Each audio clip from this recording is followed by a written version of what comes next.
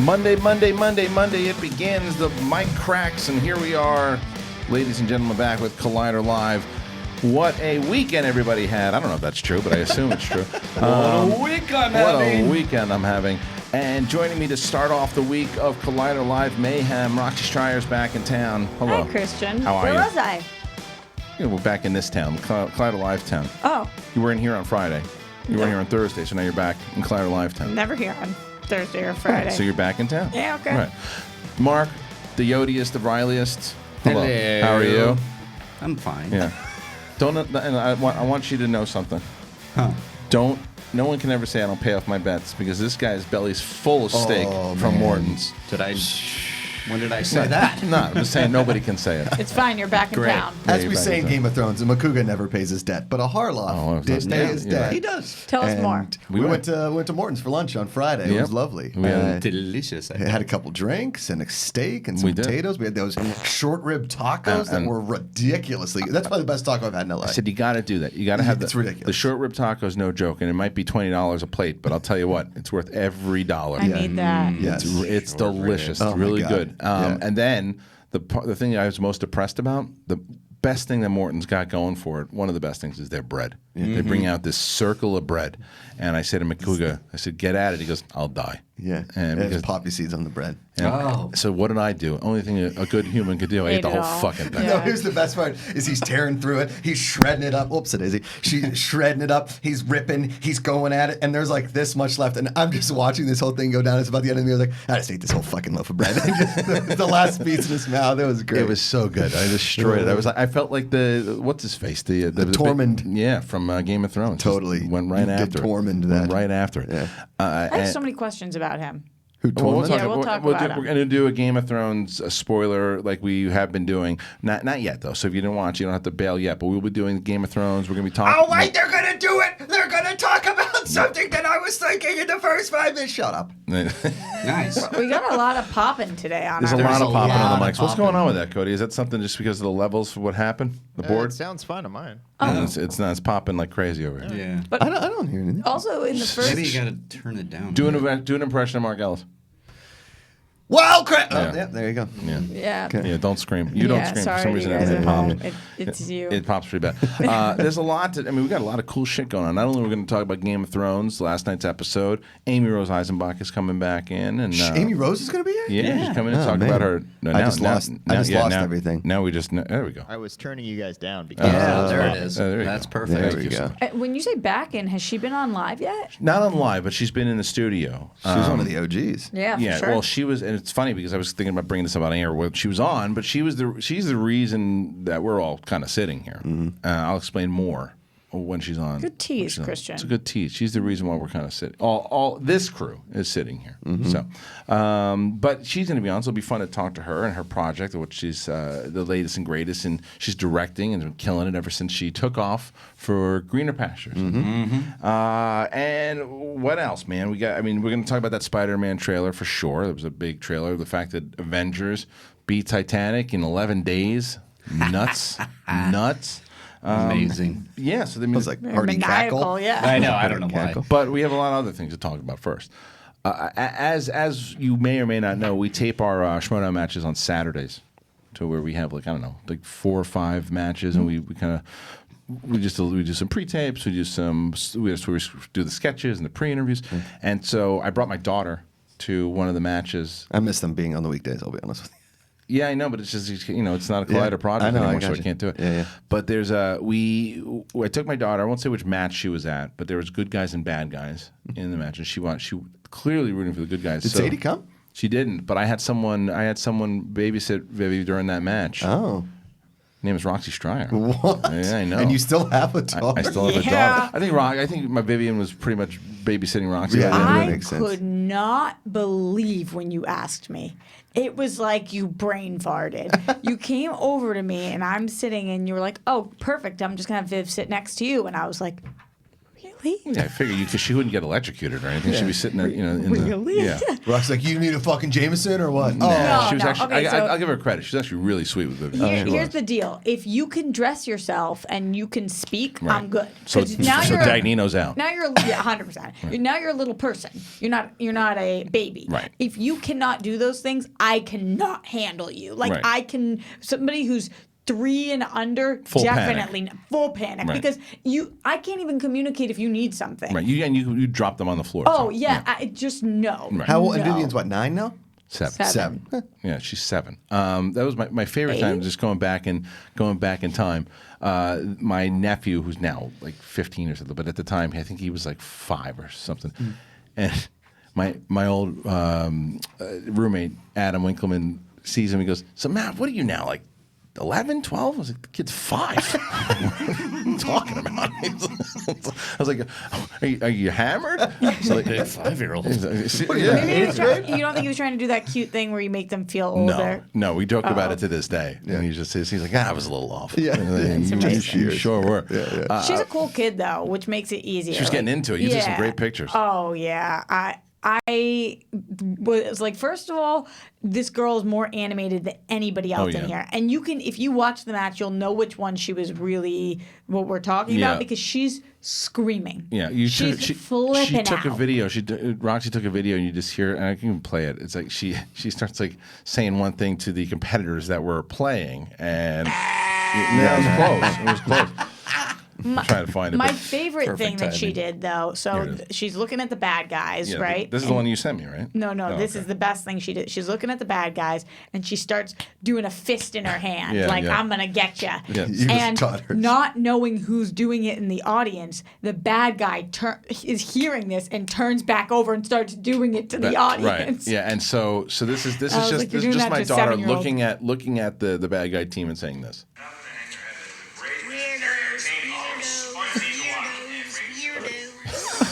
Calling them weirdos. Weirdos. Well, they are. She was going into it, weirdos. but she gets very into it. It's her wrestling. Yeah. she loves it. But I'll tell you what, man. I was thinking if I put her in like a child's inner geekdom match, she'd fuck somebody up. You think so? Oh man, like she knows more than I do. She reads like these she's reading this full on Marvel book now. She's read the Star Wars ones. She knows stuff that like it's pretty deep. Like if you asked her who plays Iron Man, Actors who and plays- stuff, maybe no. not. Okay. Maybe not. Like that type of stuff I don't think she, but like if you put a picture, I was thinking about doing something for like kids. If you just put pictures up, she'll be like, Rhodey. You know, she'll be able to from seeing them right away know who they are. You know? Kids obviously retain a crazy amount of knowledge. That's why my little niece, she's bilingual, right? So Yeah. she's because the husband speaks Spanish, the wife speaks English, and they are able to speak like both languages because kids can retain it since they're just forming their brain. Obviously, we can't get it because we're just past our prime of learning things, right? But I remember being a kid, my little cousin was able to rattle off every penguin by their number. So if you gave him a number, he had the thing, just because they just retain knowledge. Right. So if they can like savant the actual information, look at a picture of whatever. I mean, with Olivia and Luke, I would give them pictures of athletes and famous whatever. And I Boom, remember, yeah, boom, I know. boom. I know you guys make fun of me, but you guys all understood that? Every penguin by their number? I have no idea. It's a hockey team, Pittsburgh Oh, Penguins. every penguin by their number. Yeah, yeah, yeah. By the I number thought of we the were talking jersey. about Batman. I was like, there's No, just no, not no. that many of them. I thought they were talking about like classes, that's like true. species of penguin. Well, she reads a lot, and she's able to just retain a lot of this knowledge. So the other thing I wanted to bring up to But you. had she been to a live one before? Had she been? Yeah, in yeah. studio? She was. Remember, she was there for the Rachel Cushing Oh, right, Kalinowski when she actually crashed the interview. Oh, at right. the end too. Nice. The other thing I saw this thing on. I think it was like CNN or one of those news stations. They interviewed one of the guys from Jeopardy. That back in the day, he's like a New York. You probably know who he was. He's a New York professor now, but he was a champion for like 5 straight games or whatever. And there's this. Back in the day when you could only win 5 in a row. I think that's what it was. Yeah. So these articles are going around about what's the dude's name that's kicking James it? Holzhauer? Yeah, there's articles about going how he's ruining Jeopardy, and there's things that saying that he's kind of beat the system and that it's not fun. So this old Jeopardy champion came in and pretty much said the same thing, was that it's not just about knowledge for this guy, is that he's learned the buzzer and the comfortability on the buzzer, that the way that he plays, that he's making it less fun. These people seem to be in the minority of it, but it just seems to be a thing. But it happens anytime someone keeps winning, right? What was Totally. he suggesting? That's a great question because at the end of it, I was like, what do they want to do? Yeah. Kick him out because he's like he's ruining Jeopardy. I'm like, I don't know. I would beg to differ. I think he's brought more attention to Jeopardy than it has been in a long time. Yes. So this morning I had breakfast with a buddy. He was a producer on Jeopardy back in the day. He now works on Funny You Should Ask, the show that Freddie and Jody and all them work on. He's been a game show producer forever, like one of the original producers on Card Sharks and Press Your Luck, like even back in the day. And he's helped consult with the bring back of all those game shows. And we were talking about Holzhauer for a while. And Holzhauer was actually on a game show on Fox called The Chase, right? And it was a trivia show, but it was like had a different way to it. And when they had James on, they're like, okay, this guy's special. Crazy thing is James had taken the Jeopardy test a bunch of times before they actually got him onto the show, right? He's banned from 3 or 4 different casinos in Vegas because he's just won too much money. Like the guy is a very, very he's definitely on a spectrum of some sort of knowledge. But also you got to realize on Jeopardy is. And I've been to a couple tapings. When you get in that room, it's like when you get on Schmodown. You get under the lights. You get you get pretty nervous. Can you deliver? James Holzhauer, he has figured out. He's got crazy good reflexes. People are still able to buzz in. He's not totally whatever. Right. But he also knows everything, right? And when there is a significant advantage for a returning champion, especially one that is confident and has played games and has done all this stuff before. So when you get a like last week there was a stay-at-home mom and a bank teller. These people have never been on camera. They've never seen the big lights. They're in front of an audience. And now this guy's a star, and you're going up against this star. And I guarantee you, producers are coming to him before because you pre-tape these. So these people it's 3 months before it actually airs. So I guarantee you, a producer says, "Hey, listen, we've got this guy James Holzhauer right now that is destroying the world." So it already adds another level of pressure to these people. And it depends on which person, because the guy or girl who beats him is going to be a superstar. I mean, but what always happens is the person that beats them never stays into it. They're gone after like 1 or 2 games. Nobody remembers them. The person that beat Ken Jennings won. Beat Ken Jennings? It was just a rando, and the next night he lost. And then he lost. Yeah. Right. That's the thing. I didn't agree with it. I didn't know if you've been seeing a lot of this going around how it's like ruining Jeopardy. There was one in Variety. The only interview that James Holzhauer has done is on Dan Patrick's show. Jeopardy is famous for not wanting the contestants to do any PR while they're still on the show because of spoilers. Because people just sometimes aren't media trained. You know what I mean?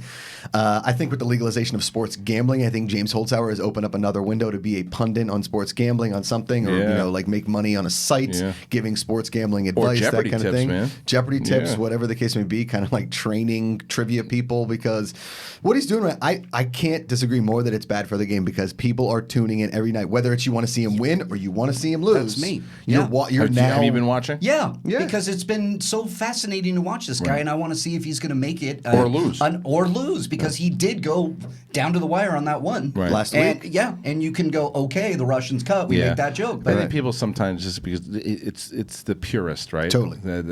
Come on, it's good for the game. It's good for the sport. You can be banned from a casino for winning too much, not for cheating? Yeah. Or were they debating whether he was cheating or not? No, I think that in sports gambling, especially, like, listen, if you cheat or you're counting cards, even though that's not per se illegal, they're not doing anything illegal by counting cards. If you are smart enough to look at the cards, they don't want you to win, because as soon as you go up huge, they're like, something's up, and they can just ban you for no good reason. There's no legality behind their store. Yes. Do whatever the hell they So want. like, let's just say a whale comes in and puts like $600K on a UTEP basketball game. Like, well, who the F is this guy? And then he wins. They're like, you did something weird. You're gone. When sports gamblers, it's like watching the stock market. That's a term, a whale? A whale. Yeah. What's it mean? It just comes in and just big spender. High roller, lots of money. I didn't know if you just meant a big dude. No. Big It's just, guy. it's just an someone who actual walks whale in. Right. who walks in. It's a I whale with figured that legs. is what he meant. Yeah. Have you guys seen this? What? Yeah. Whales? Seen what? A The hell whale are you with talking legs. about? You can't. Seen what? Seen what? They were pulling Whales used to have legs. What? you. The fuck are you talking about? Yeah, and they go to Vegas. Nope. Google this. Back in the day, whales used to have legs. So is that like is that evolution? Is that something in evolution? Oh, yeah. All right, Cody, look up whales have legs. Oh, yeah. Early whales had legs. I just found this out. The ancestors of whales once strode on land on 4 legs, just as other mammals do over time as they evolved to dwell in the water. Look at this. Whales with legs. Who knew? Roxy Striar, everybody. knew? God, that Have you really seen it? that really worked out. That Yeah, conversation. it did. It's kinda Ancient wild. whales walked on 4 legs and moved like otters. Seriously. Ancient whales. I mean, And they used to just walk on the land. like dinosaurs. Just waddle on the land. Yeah, fuckers. Now they're in the water. I'm obviously scared to death of them because I'm pretty much scared Whales? of everything. No, yeah, whales, definitely scared of whales. You seen the size of those things? Yeah, they're big. And they're in water. Yeah, but Well, they don't just go in Is the the water. water the scary you part? can swim with them. It's sharks you got to worry about. But I think you got to Yeah, worry but- about both of them. I think you worry about both of them. Because a whale, that's what I love. Dolphins? That's the problem. People go, oh, you can Oh, swim. it's just a whale. You can swim with a whale. It's like, you know what I want to do today? This one pissed off whale, because everybody knows some asshole human, right? That guy is like, oh yeah, every human's great, and he punches you in the nose. Well, that whale eats you, you're fucked. Totally. So Killer whales are called killer whales So I for a don't- killing Well, yeah, reason. you don't want to I swim. don't want with to talk. them. I don't That's want to. Shamu. I don't Just talk about imagine the if you whales. saw a whale just walking out with their Right. legs, just stepping out of the. It's an ancient whale.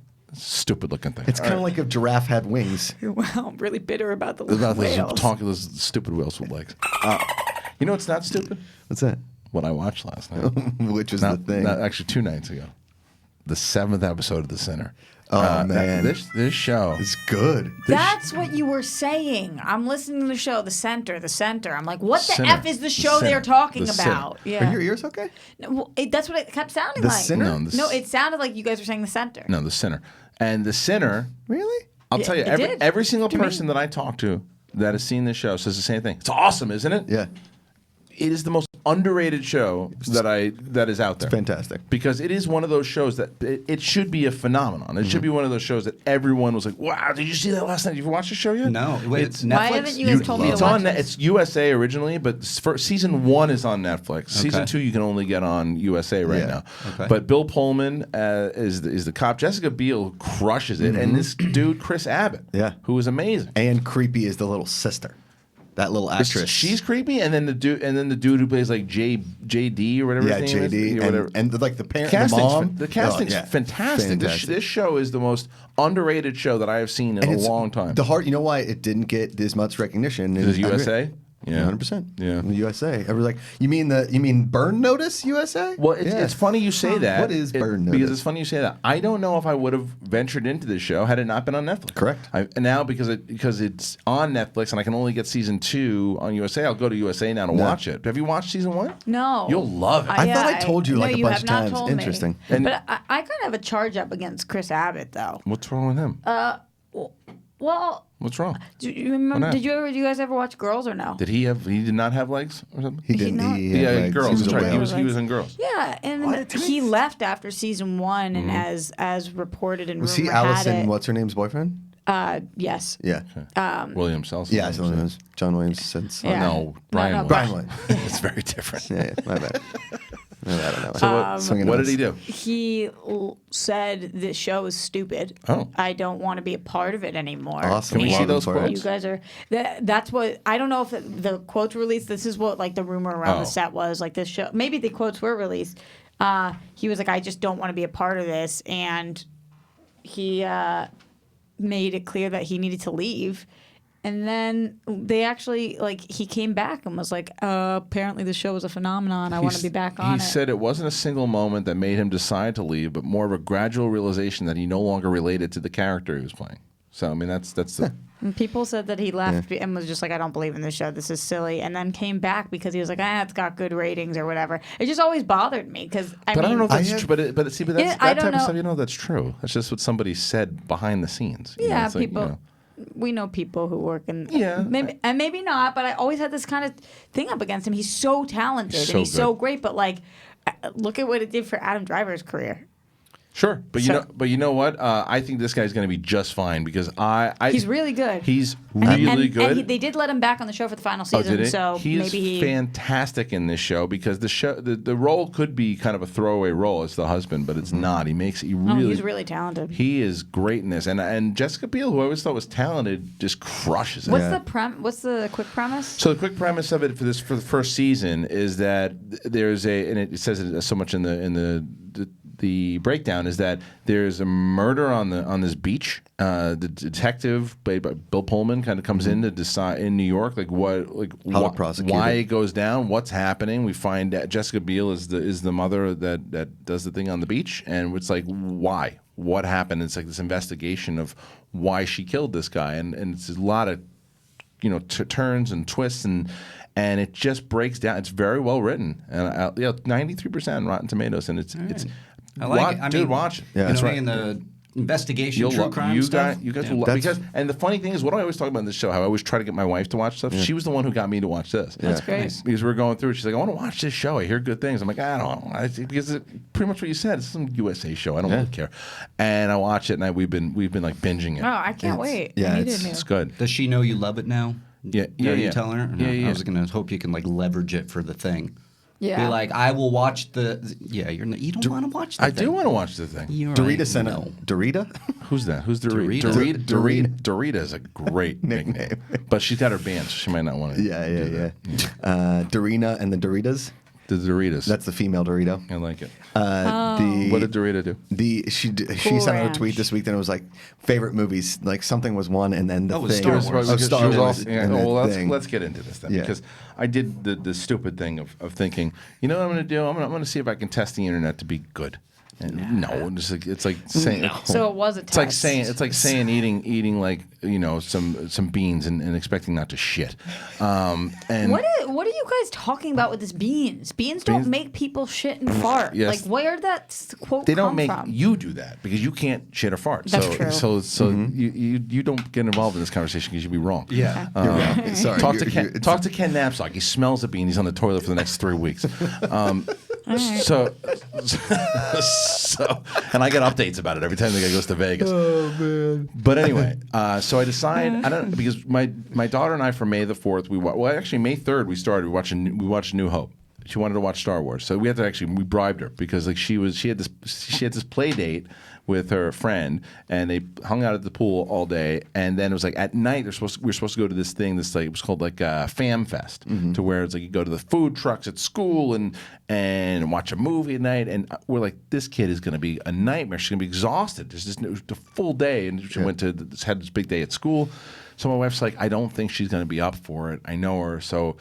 She's leaving, and she's like, I'm pretty tired. I don't know. She's like, I really want to go to FanFest. And then my wife's like, she still really wants to go. And then my wife goes, well, what if you watch a movie with Dad? She's like, well, what am I going to watch? And she's like, Star Wars. Like, all right. Nice. And she's like, That's your daughter. So I said, which one do you want to watch? And she goes, still haven't seen the Revenge of the Sith yet.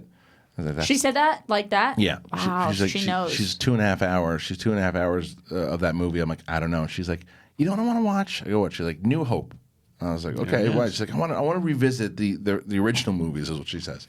And I was like, all right, well, let's do it. So we turn on the first. We watch it. We watched up until the point where they get to the Death Star because she was exhausted. So so then May the 4th, I go, let's finish it up. So we do. She loves it. It's great, and it revitalized me. I'm like, all right, I'm gonna put together my list. I'm gonna put together my list now, the ones that I put it out there. And just wanted to see the response. I just wanted people. I didn't want debates. I just said respond with your list. Yeah. Why did you decide to do theatrically released instead of live action? All of the What theatrically released? Because I wanted to put. I thought the Clone Wars movie was right, and plus the fact because I wanted to prove. I wanted to see if I could. I wanted to see if I could tempt Bibiani to be good about this. I wanted to see because he always, every single time, has to put those fucking Ewok movies in there in the Christmas special. Yeah. Christmas special isn't a theatrical release, and because I guess the Ewok specials came out in London in the theater for like three theaters, he counts it. So I just was hoping that he didn't do it, but of course he did. no, But shocked, but concerned, surprised. But the point was, I just wanted to put it out there and see what people said. So I threw it out there, and I wanted to have, and I would have these conversations certainly. And if who was it? I can't remember. It was. I don't remember who I was having the conversation. Maybe PJ or somebody ranked Last Jedi higher than Empire Strikes Back, and I said, really? And I didn't say, hey, it's your list. It's fine. It's yours. And then what I started to see also was that Rachel Cushing and Eric Zipper were responding why they loved Last Jedi, because Last Jedi continues to go down on my list. And some guy yesterday puts it like, well, in February, here's a clip. You said you were starting to like it, and I miss what you can clearly hear when I'm talking about it inside of my clip. I go, and the more and more I watch Last Jedi, and this is how I said it. I like it more and more, and I meant to say I didn't like it. I like it less and less, or I didn't like it. The more, however I phrased it, Yeah. you could tell because then I stretch into the fact that I didn't like it. I'm nothing if I'm not a flip flopper, so I could say But one thing and then two. my thing is that right afterwards, if you watch that clip, I'm talking about how I don't like the Marvel jokes, I don't like all this stuff. But but anyway, point is, Zipper and Cushing started to go into it more and more about why they liked it, why they thought it fit, and having really respectable conversations, and weren't going after anybody or being condescending to go into why the points of this movie are better than that. They were just saying what they liked about it, and I thought it was really respectful. And I thought Cushing, as always, was very classy about it. And some turd on wheels fan started going after her and saying, "Well, look at the audience score of these things." And she's like, "But that has nothing to do with me. Like, this is why I like the movie." Yeah. And then she started getting, and she was defending her point. And I said, look, I think that, and the more and more I watch Last Jedi, to be honestly, there's parts of it that are, and again, I've said this many times in the show, as a Rian Johnson film, it's really good. As a Star Wars movie, I think it stinks. I think it's a stinky Star Wars movie. What do you think about Iron Man 3? Same thing. Great Shane Black movie. Way to go, me. But a great Shane Black movie, shitty MCU movie. But anyway, but I told Rachel, I said, I think that Last Jedi as a Star Wars movie stinks, but you should be able to feel however the fuck you want to feel about it. But I think the same can be said, and what's bullshit though, and I'm starting to look at Last Jedi fans as Republicans and Democrats. They really are, because you look at it, you have like the left wing who is just like so like gung ho about like fight the good fight, but if you go against us for even a second, then you're the evil. Because God forbid you don't like The Last Jedi. There are some people, not all. I just made Rachel Cushing as a perfect example of those who respect all points of view. There are people that are just like, well, here's the reason why. Here's the reason why this movie is good. Obi-Wan and Yoda, they quit just like Luke. Don't fucking tell me why I should people like on the it. other side It's of not that a aisle? fact. Of course there are. Of course there are. Like, And they're there are speaking people it on the like other it's- side. There are hardcore Republican people supporting Trump that are horrendous humans, but there are good Republicans too. That's what I'm trying to say. And like for me, I don't like the movie. So don't try to convince me why it's a great Star Wars movie. It's It not a fucking fact. sucks. It's the other side too. I like it, Right. and I get those people coming at me. That Me thread you too. shared was all mutes for me. I saw a ton of just. I had to blank mute space. people was that I like, work with and people wow. that I have a relationship with. I muted yesterday Yeah. because I can't deal with it anymore. These aren't the only two options, but what I will say about that is I would rather somebody try to convince me to like something than to dislike something. Yeah, I agree with can't that. stand Yeah. when I love something and people want me to like it less. Right. I'm enjoying myself. And Leave me alone. People are guilty on both sides of it. Absolutely. Totally. But yes. like when I'm like, oh, I love this movie, and people are like, here's why you should not. Yeah. Right. I'd rather somebody, if I'm like, I don't like it, I'd rather somebody say to me, oh, what did you think about Here's this some scene, though? positive Here's things. some positive. That's a different thing, and I agree with you there. But this wasn't that. This was because the reasons why I didn't think it was a good Star Wars movie, in my opinion, I had to be told why it was, and I was after a while, and to Drew McWeeny, who I love, comes in and says something. He was just kind of defending points, and well, I actually think this, and this, and I'm like, I give up. I'm done. I'm not trying to be convinced. He's like, sorry, I just saw what this thread was, and you're allowed to feel how you want to. I just wanted to give my opinion on it, and it was, and I can't remember the woman's name from Nerdist, who was also very cool about it, and came in and said the same thing, who was just trying to give her points, and everybody was, but it was just like, it's like, I just wanted to see your fucking list. Yeah. What's your list? I don't want to hear why you hate or love the movie. Just what's your list? So what? So I have Last Jedi all the way down, and I said back and forth, and it's on me because I said to a couple people, I don't understand how people rank Last Jedi better than Empire. I just don't get that. Mm-hmm. But you're allowed to. Sure. I just don't. I can. But I can also. I'm allowed to say, why do you feel that way? There's not I'm like just curious. empirical evidence as to prove a theorem. This is legitimately all subjective. There is Right. no objectivity to this at all. So you can come in and be like, well, here's the reason that you shouldn't like the New England Patriots. But also, the entire city of Boston loves the New England Patriots. So Right. you can't prove a fact. I know. You can't prove a fact. Now, can I go in and be like, hey, listen, the reason why 2 + 2 is 4 is because when you put this together, it's empirical evidence. Yes, that's objective. I can't go in and be like, hey, the reason why The Last Jedi is better than this is because 3 + 8 plus the algorithm, that's not how it effing works. It was just people that were looking for a debate. And I want to say this. I know how to analyze film, and I know how to do this, and I'm going to show you why you're wrong. I wasn't interested in doing that yesterday. I just wanted to have a fun conversation about your list and where you rank these movies, because we've just done the same thing with MCU. But people use Twitter to like show how smart they are. And I was like, I'm done. I'm done. You know what's a great use of Twitter is Ken Knapsack opening his book about Star Wars, which is like an actual fun thing. Yeah. If you're in the Star Wars world, Right. I've read some of it. It's really really cool and like a really fun journey, even for like the non-Star Wars fan out there. It's such a cool, awesome look at the universe and what it did and like what it does for your personal journey as a fan of anything. Yeah. It's coming out next week, isn't it? yeah. Why We Yeah. Love Star Wars? Is Yeah. that the- Yeah. Oh gosh, I saw he brought to the taping a copy of it. Yeah. First of all, it's my favorite size book because I love things that I can like read the little Yeah, yeah, chapters yeah. while I'm in between Totally. things or whatever it Yeah. is. There it is. And it was so cool to see his name on it. All of the quotes that people wrote about him, like I was It's just good. so It's happy really for cool. Yeah, him. so you guys should get it. If you haven't gotten it already, check it out. It's why, It's thank his you. pinned tweet at Ken Knapsack on Twitter. Well, it's right It's there. his- You can his see top Why thing. We Love Star Wars, the great moments that built a galaxy far, far away by Ken Knapsack. And Go you and can check it out. pre-order it on Amazon. Yeah. And yeah. Yeah, let me see some of those comments. What are the comments on the bottom? Let me see some of those things. We have people. There's a shit ton already, right? It's just big. That was a big. There's a big one. These are editorial reviews. Huh. And that's a lot of Those That's are a like lot. blurbs. That They was don't a have little actual blurbs. Oh, reviews that's yet, fine. 'cause it's not out. Because it's not out. Thank Better you, Cody. than Josh's bartender reviews. Oh yeah, for sure. Yeah. Bartender review is great. So anyway, There was a ton of people in the space that were inside the book comments on Yeah. Ken and his love for Star Wars. And also, Joseph Scrimshaw wrote a really lovely Oh, good. thing there, too. It was yeah. great. I love that Scrimshaw. He's I a hope good that's dude. not a He's great. spoiler. Funny dude. Oh, No. that's all right. Okay.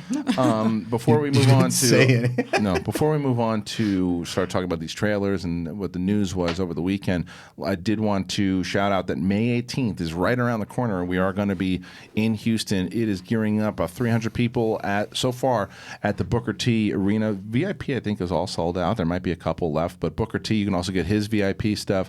Can I come? I don't know. We'll see. Andrew Guy versus Ben Bateman in the main event. And then you've got the Founding Fathers, Dan Murrell and John Roca going up against Double Toasted Martin and Corey, which will be a fun match. And I mean, it's inside of a wrestling ring. I mean, come on. And it's also Mark Riley's birthday, so It you is. know people are going to be celebrating. Absolutely. Yeah, rocks. Yeah, my brother's birthday also. So it's And gonna my be, brother's birthday. Yeah. Oh yeah. Look at that. So it'll be. Wow, a lot of May 18th peeps. So it's going to be a lot of fun. Make sure you get it. And you can also get the live stream because we'll be doing that. You can get tickets to either one, whether if you want to watch the live stream. I mean, you don't want to miss this. You don't want to see this on you can watch it the next week when it comes out. But I mean, you want to see inside of a wrestling ring with Booker T because shit's going to go down. Shit's going to go down. That's all I'll say. So watch that. Watch that. It's May 18th. Get your tickets now. theschmodownlive.com. All right, thank you, Cody. Let's get into some of the stuff here. The first thing we got to talk about, as I have been doing on Sundays, I'm scrolling through and checking the box office because I'm like, all right, we're witnessing a phenomenon Yeah. here with Yeah. Endgame. The movie in 11 days beat Titanic at 2.1. Now, some of the stuff that I saw, some of the things that the responses are like, so some of the responses to this going, well, the tickets are inflated. Well, if you're going to say that, then Gone with the Wind is still the champion. Yeah. You know what I Yeah. mean? Because the tickets inflated because I didn't really beat Titanic because the numbers were inflated. Well, the numbers were inflated when Titanic beat Gone with the Wind. And it's inflated when Avatar beat everything. That's what I'm saying. It's always going to be Well, there are different lists. inflated. There's lists for inflation, Right. and then Gone with the Wind is number one. Right. And then there's lists not Yeah, with that, right. which is this. And the other thing is that people don't Is realize. Gone with the Wind good? Oh, it's unbelievable. Have you never seen it?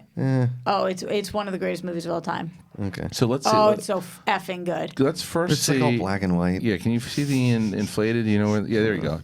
So Gone with the Wind is still There's no number explosions. one. Gone with the Wind is number one, adjusted gross at 1.8. And then Star Wars is 1.6. The Sound of Music is number 3 at 1.2. E.T. number 4 at 1.2. And Titanic comes in at number 5 at 1.2. 1.2. 1.2. So are we saying, for adjusted for inflation, we're saying that we go back to the ticket prices you paid for Gone with the Wind? Yeah. That's what it is? Yeah. Yep. Okay. Right. So if now you're just doing it by how many tickets were sold, what that ticket price would be. Got it. So yeah, and just so that's why Gone with the Wind is still the champion. So when people say, well, it didn't really beat Avatar, that's a silly thing. Yeah. You say if you want to go back and say, well, it's Gone with the Wind is still a champ. That's another conversation altogether. Because right now, Avengers Endgame is number 42 on the all-time list. Just below one of my favorites. It does have explosions in Independence color. Day. Yeah, look at Independence that. Day. So anyway, so if you want to play, but it's also fun to talk about the records that are being beaten. I just saw real quickly. My eyes played a trick on me, and down there it said Pinocchio. I was like, "There's a movie called Pacino." Like I just. Welcome back. It's just him sitting there for 2 hours. I'm watching Jeopardy tonight. This Holzhauer guy, he's got it all. Who's gonna win? He's on the buzzer. I'm done. You know who I saw this weekend? Sean Al Biscuits. Pacino. No. Damn. But a man that was in a movie with them, a man by the name of Andy Garcia. And Andy Garcia's Good-looking beard right gentleman, now is fantastic. Yeah. The guy is an absolute stud. Yeah. Just like old man, Yeah. sweet, like the best salt and pepper beard you've ever seen in your life. Good in the Mule. Didn't like what happened with the Mule with him. They're just lazy. I liked him in the Mule. Yeah, I but liked him very much. He was great when he shows up. Yeah. I agree. Yeah. Then all of a sudden you're like, man, watch the movie. Did you ever see that movie where he plays like a guy that lives on City Island? And he auditions for it's Andy Garcia, and he auditions to be like a gangster. He's taking like an acting class. He's a retired guy. Look it up. I think it's called City by the Sea, maybe something. Unrelated to this, but talking about people that you saw / messaged with, when I was listening, I couldn't believe that Heyman reached out to you. Oh yeah, it was cool. I Right? was Yeah. flipping out for you. Yeah, it was awesome. That's it was, unbelievable. It was really it was nice. It was just like I said, he was always very nice to me. He was always very very kind. But he started following you and messaged you back. Like that's over the top. Because nice. I think that someone had sent him the story, and then whether or not he remembered it. He said, in his DM, he said he vaguely remembers. So that's good enough for me. And my point wasn't for him to remember No, me. it's to My say point was thanks. to say thank you. And that's, Yeah. and that's That's what's so going on. freaking Who are you cool. looking for? I'm looking up the movie I was talking about with Andy Garcia. Okay. All right. So as far as Avengers beating it now, it's the same question we're going to have a million times over. It caught Titanic, 11 days. 11 days. Does it catch Avatar? Yeah. Reilly? Yes. Yes. I still say no. I still think that is a lot of money to make up still 2.7 with It's already at Jo- 2.1. but We got that's some 2 big weeks. So it's got to make Coming. what, 700 Because it had a million? bigger what was the drop? 60%? 60% drop? Yeah, week but it's 2? still I look at how 140 million. fast it went, know. though. So I know. I'm just telling you, I if we think can that the- assume that it can keep going and last at least into July, we're going to get another push with Far From Home. Far From Home probably give it a push. I'm Just like Captain yeah. Marvel moved And- up to the number 2 spot because of Endgame, I think we're going to have to see the same thing. Yeah, I just don't know if it's going to do it. I'll be the doubter and say no if everyone else is saying yes. It's called City Island. there you Andy go. Garcia, Juliana Margulies, Ezra Miller. Is a cool story. I like the Okay. movie. You're allowed to talk about The Intruder now, I guess, right? Because it came out. You didn't like the Did it? movie. It's not even that I didn't like it Oh, okay. as much. If it was supposed to be a comedy, Mazel Tov, Right. because it was so effing funny. But I don't think it boy. was. 'Cause they're calling it a thriller. Yeah. So I don't think it was. In which case, woof. Yeah, because I get what The Intruder get as far as Rotten 11 Tomatoes million. went. What is it about? Who is it? It's Dennis Quaid. It's Dennis Quaid. Dennis Quaid. He But, sells his house and then refuses to leave. Yeah. 27% on the Rotten Tomatoes. Though. Snyder loved it. I know. I could Of tell. course he did. I'd rather It watch was- the commercial where he's playing the stunt driver, Andy Garcia. It's pretty fun. You're really going into this Andy Garcia thing. No. I'm sorry, Dennis Quaid. Oh, okay. Dennis Quaid. That's my bad on Andy. It was Obsessed. It was I like it. unbelievable. Yeah. Like I everybody was cracking Oh, and that's up. and that's Megan Good, right? Yeah. She is First something of all, to look stunning. at. Yeah. Smoke show, as you would say. But like the amount of ass shots that were in this, just Sold. like on her Dennis ass. Quaid? No, of No, Megan, Andy Garcia. Of Megan Oh, Good yeah. for like 30 seconds, just staying on her butt. Yeah, she is one 'Cause attractive human it's being. That's a great. ticket It's a price. great booty, but it just She's really attractive. It was one of those things where I was never one moment scared. And the whole thing was so over the top and ridiculous. I couldn't tell. I was like, "Oh, is this like Scary Movie?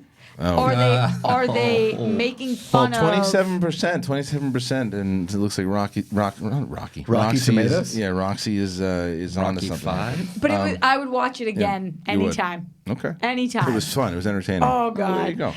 But also, I'm sorry, but some of the dialogue was like, the biggest. Well, it was just any stereotype you've ever heard about anybody they tried to put in this film in dialogue. Whatever. Okay. Like just with one line to explain things. It was crazy. I want to go into the Spider-Man Far From Home trailer, which I guess will be kind of a spoiler conversation too. But before we do, what's this poop folder thing you're talking about? Yeah, What is this okay. thing? So I have this, and I only remember. What's a poop folder? I have a poop folder on my poop- phone. you poop It's in it. labeled poop because here's just a you bunch know of how poop you're emojis. fighting with your squirrel people, Oh, like yes. all the squirrels and your neighbors and all this. So I live. The people that live in the house in front of me Are full of poop. have a dog, Okay. Oh. and we Oh, share. you take pictures of and shit. we There's share a shit. yard. And every night when I come home, There's which shit you guys in the know is yard. like at 2 a.m, and every morning when I leave my house at 7 a.m., I There's a big almost dump. step in massive piles of poop Yeah. because I'm rushing, and when it's nighttime and it's dark, whatever. Right. So It's like a landmine. 2 months ago, I confronted the dog owner about it, and I You said, should have "Hey, confronted the dog. That would have been more that would exciting. have been better." And I You said, know why? Because you're a fucking dog. Yeah, stop I said, shitting all over the place, you little hey, asshole. like, and the dog is so rambunctious and comes claws at my door, and she doesn't do anything. So, but I wanted to be nice. She's younger. I said, hey, just wanted to talk to you really quick. Younger than about, you? Yes. Okay. Just wanted to talk to you. She's a law student at USC. It's like Okay. these 3 law students Hey, at there you USC. go. They're You all got that connection now, young so, and right? sweet. Yes. So your dog's shitting So I everywhere. said, I just want to talk to you really quickly. You know, every time when I come home or I leave the house, there's just so much poop, and I almost step in it all the time. And I know one of these times I'm going to. I just would love to prevent Right. that.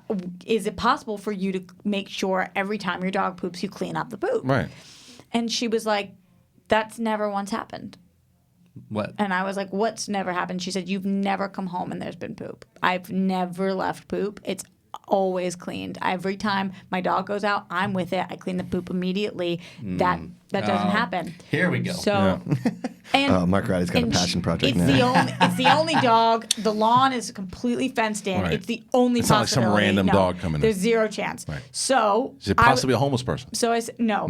So I see the dog do it. Right. So I Doesn't look like elephant poop. no. So I said, okay. Mm-hmm. Okay. So now every day I take pictures of the poop Okay. for ammo because I'm gearing up to And do you this. show her? No, or I not have. yet? So I haven't done it yet. Getting So ready. I have a folder on my phone that is just called Poop. Poop. Okay. And I had to get a new phone last week.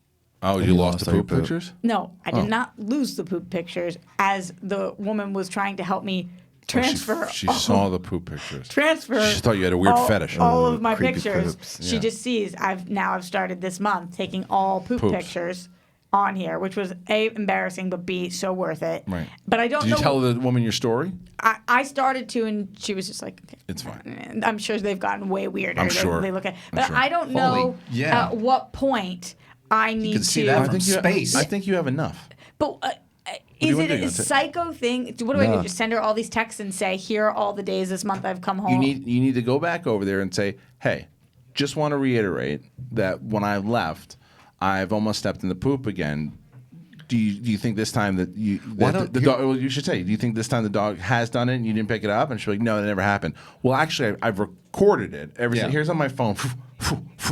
That's someone else's dog. You got to get the dog in the act. Yeah, That's Yeah, what you got to cool. do. It's Yeah. hard because when I leave at 7 a.m., it's there, and when I come home Set at your 2, alarm. it's there. Set your alarm. For what? Just stay up all night. You got to get evidence. You got to do it. You want to go crazy? Evidence. Go fucking full But crazy. here's the other thing. Now here's what you got to worry about. Okay, one, what you should do is if you come home and you see it, just rap on the door. Just knock on the door and be like, "What's going on here?" She's You no, said- because now the problem with that. I was about to pick it up.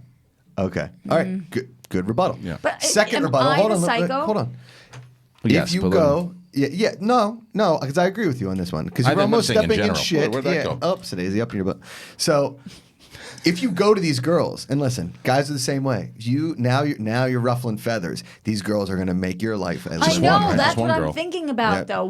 They're going to be vindictive. What if And they're they? lawyers too. They're going to do something weird. It's like, well, in the case of Poop vs. Johnson in the 1979 Court of Appeals in the 7th District, Poop Yeah. won. That's So, what I I'm go- concerned I go- about. I'm I go at concerned it. if I confront them about this again. I tried the nice way. If now I do it and I say, "Here's all my evidence," I'm about concerned they're them going to try to apples? make my life Well, hell. Yeah. or Yes. you could just do the really asshole thing. They and just leave the poop everywhere. scoop up all the poop. Put it in their house. No, not in their house, but put like a By the door. big huge bag, and all you need to say is put it near the door and say, "Please clean up the dog poop." And if they say to you, why you put that? You're like, I never did that once. Yeah. Oh. Yeah, but then they'll really start effing with But how do they know that it's you? Hey guys, Yeah. if I may, as Yeah. a poop detective. Oh yes, Oh, This you are. Some this is dog poop and not human poop, and now what- they're targeting individuals from this show. Oh, that's true. know what I'm What saying? if it was what if someone who knows you from I mean, this I show? have pictures to analyze if we would See, like. it was dog poop. But anyway, that's a big deal. Please keep It's us. a solid Please keep us point, informed. I Cody. will keep you posted on my. And God, well, I you mentioned the hate squirrel asshole thing. Speaking of the dog squirrel owners. thing, though, Yeah. too, this is what I try to tell Squirrels people. poop? Yeah, no, squirrels definitely poop. And I saw a white squirrel, not albino. the creepy one, not in my yard on the TV, but it was Is that what red it is? beady It's an fucking eyes. albino Yeah, squirrel? Yeah, albino it is. squirrel. It is. And there's a black squirrel too. They're both Oh yeah. really Black squirrels are big in Pennsylvania. Black area. squirrel way cooler. Yeah. White squirrel looks like a creepy rat. Yeah. But anyway, so the squirrels are always they're still running around the yard, right?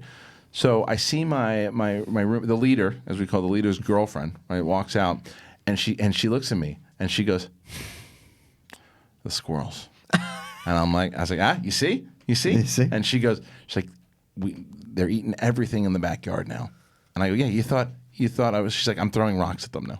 Oh. And I was like, and I go, because they were the one that said, because I go, yeah, you thought I was a nut. She's like, yeah, well, when you come out and you have the Arrowhead bottle and you're throwing it at the trees, at first, really, that's crazy. But then when you do it, you realize it's satisfying, and you need them to get out of there because they're eating all their plants, they're eating everything.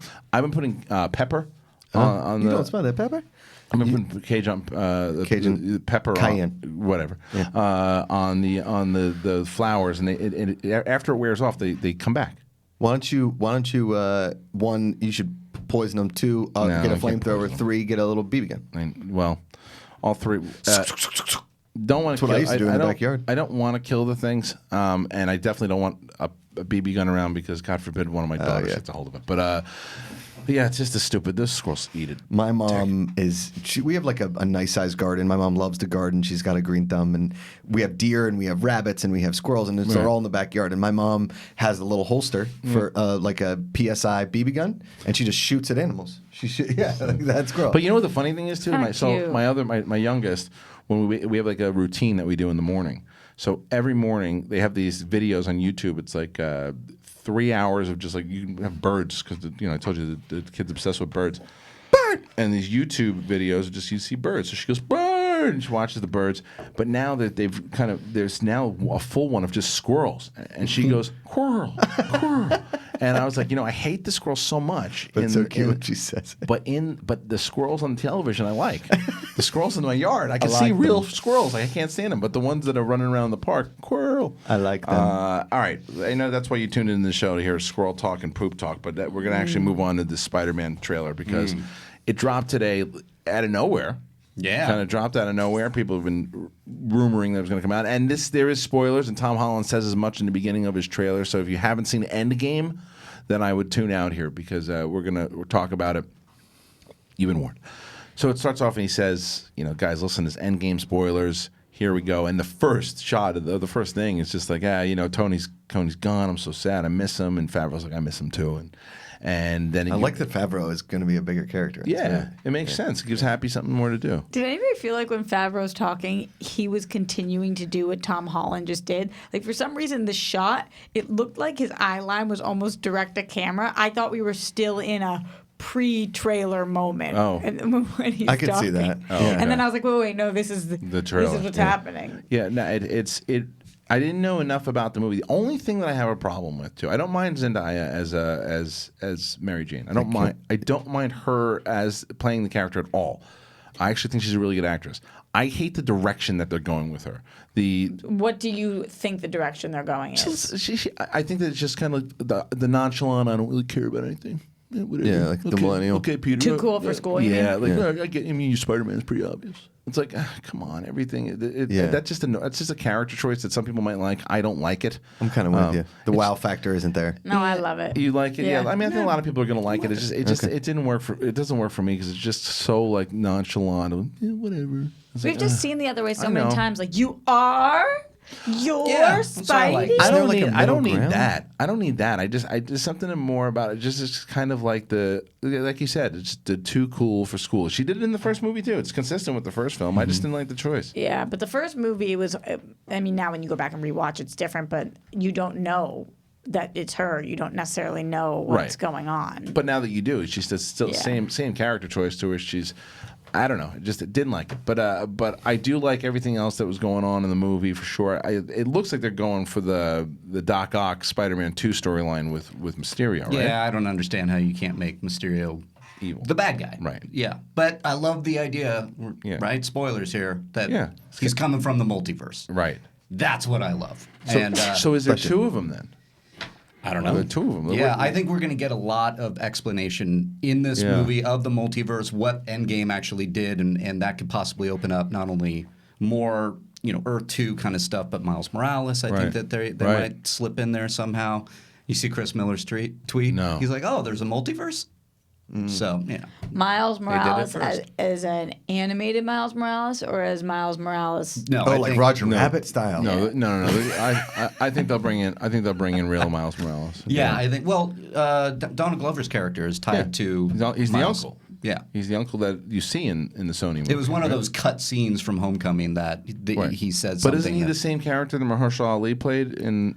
I don't know. I think so. Yeah. He is, right? Yeah. Okay. He's the same character. So Prowler. Prowler, Is that- yeah. Yeah. So I That's think right. That's right. But the trailer was just incredible. And this movie's going to do so well because of Endgame. It already was going to do well, but it's going to do even better now because they're leaning it. It looks like a sequel to Endgame in a certain way. They're really smashing a bunch of stuff. I feel bad for the city of Venice. A lot of insurance. Yeah. I love this trailer, but what I will say is that the Favreau, I think the way that it was cut, Favreau's like end bit, that's supposed to be that little button. Oh, you that didn't like joke. that funny joke? Well, I didn't necessarily find it funny. That's what I said. I thought it was funny. I like it. It just didn't cut together as well as I wanted Okay. to, but I love him and everything that this. I'm so excited for this movie. I love Homecoming, and nothing about this made me worried. No. Think we'll see some Michael Keaton with like that end credits thing? No. Yes. Think so? I think they're going to move towards Sinister Six. To be honest with you, I think that's what Sony's plan is that they're going to. They did it at the end of Homecoming. They introduced Scorpion with Vulture. That's two right there. Right. Mysterio, you could argue, is part of the Sinister Six, and we'll see what happens. But I think they're going there. Yeah, it's possible. They could definitely go there for sure. There was a group of really hot girls in our rival high school that called themselves the Sexy Six, and the girls in my high school hated them. It was very, very funny. Were they sexy? They were all very hot. Yes. It's like, what's a Mean Girls? Yeah, It totally. It was a Yeah, plastic that's the Mean thing. Yeah, Girls. yeah. Definitely like that. Totally. Did you guys have group names in high school? Did you have a group of friends with a Okay, name? so I went to Oz. You know the HBO show Oz? Yeah. All boys Catholic high school. It was Oh, Oz. man. If the whole hallway smelled like the whole school farted at the same time. So no. No. So no group name. Josh, I guarantee you had a group name. No, so we didn't have a group name, but I mean, I went to like a suburban high school in Pittsburgh. It was like a nice enough area, whatever. But there was this gang of dudes that rode like dirt bikes and called themselves the Empire, and they would go like this. This was their gang symbol, and they all rode like dirt bikes. Then they all got crotch rockets. I'm like, you guys are rich enough to pay like $15,000 for a stupid motorcycle in high school. You're clearly not in a gang. It's like the Greenwich connection in WWE. Totally. Yeah. And I mean, there was some awesome cafeteria fights because a couple of them played football and they were pretty big. But it was like there was the Empire kids. They all wore like Metallica t-shirts and like ripped jeans and all this kind of stuff. And then there was just like all the other people in the high school, which were preppy and everything. Right. But then there was the Empire girls. What did they call themselves? They had a name. It was like Empresses? No, it's something like that though. Oh crap! But yes, there was like a girl, and then the rival high school had the Sexy Six, and then a new girl moved into town, and they had 7, so they went by the Bomb Squad. Oh, that's doper. snap. I like that better. Riley, you have one? Gang? No, none of that. No, we were all like, we were very lucky. Tustin Toughies. Yeah, that would have been awful. No, my high school, the middle school, yes, there was like definite cliques, and Roger Craig Smith and I were like over here just being like, hi, everyone. And then we got older, we got into theater, a lot of us got together, and it was just like everybody was friends. That's it. We just all hung out, and I loved it. I was lucky. All right, look, we're going to go to a break in a little bit here, but because Amirose Eisenbach is here, we're going to talk some shop with her. But before we do that, a couple things I wanted to let you guys know about. May 7th at 7:30 at the ArcLight Hollywood, it's going to be a special screening. Cody's very excited about this, of Detective Pikachu, and with Q&A with Rob Letterman, who I believe is the director. Yeah. Visit Collider.com for the details there. And then something else, this is also very, very exciting. John Wick, I mean, who doesn't like the John Wick series? May 14th at 7 p.m., Los Angeles early screening of John Wick Chapter 3 and a Q&A with Chad Stileski. Email the Collider mailbox at gmail.com, the Collider mailbox at gmail.com with the subject line, I want to see John Wick 3. Yeah. One more time, May 14th, 7 p.m., LA, early screening of John Wick Chapter 3. Email the Collider mailbox at gmail.com with the subject line, I want to see John Wick 3. And you got a chance to do it. And one more thing before, we're going to do the Game of Thrones at 11:30, and we're going to be doing a giveaway, a big giveaway of Game of Thrones stuff, and we'll tell you a little bit more about it when we get back.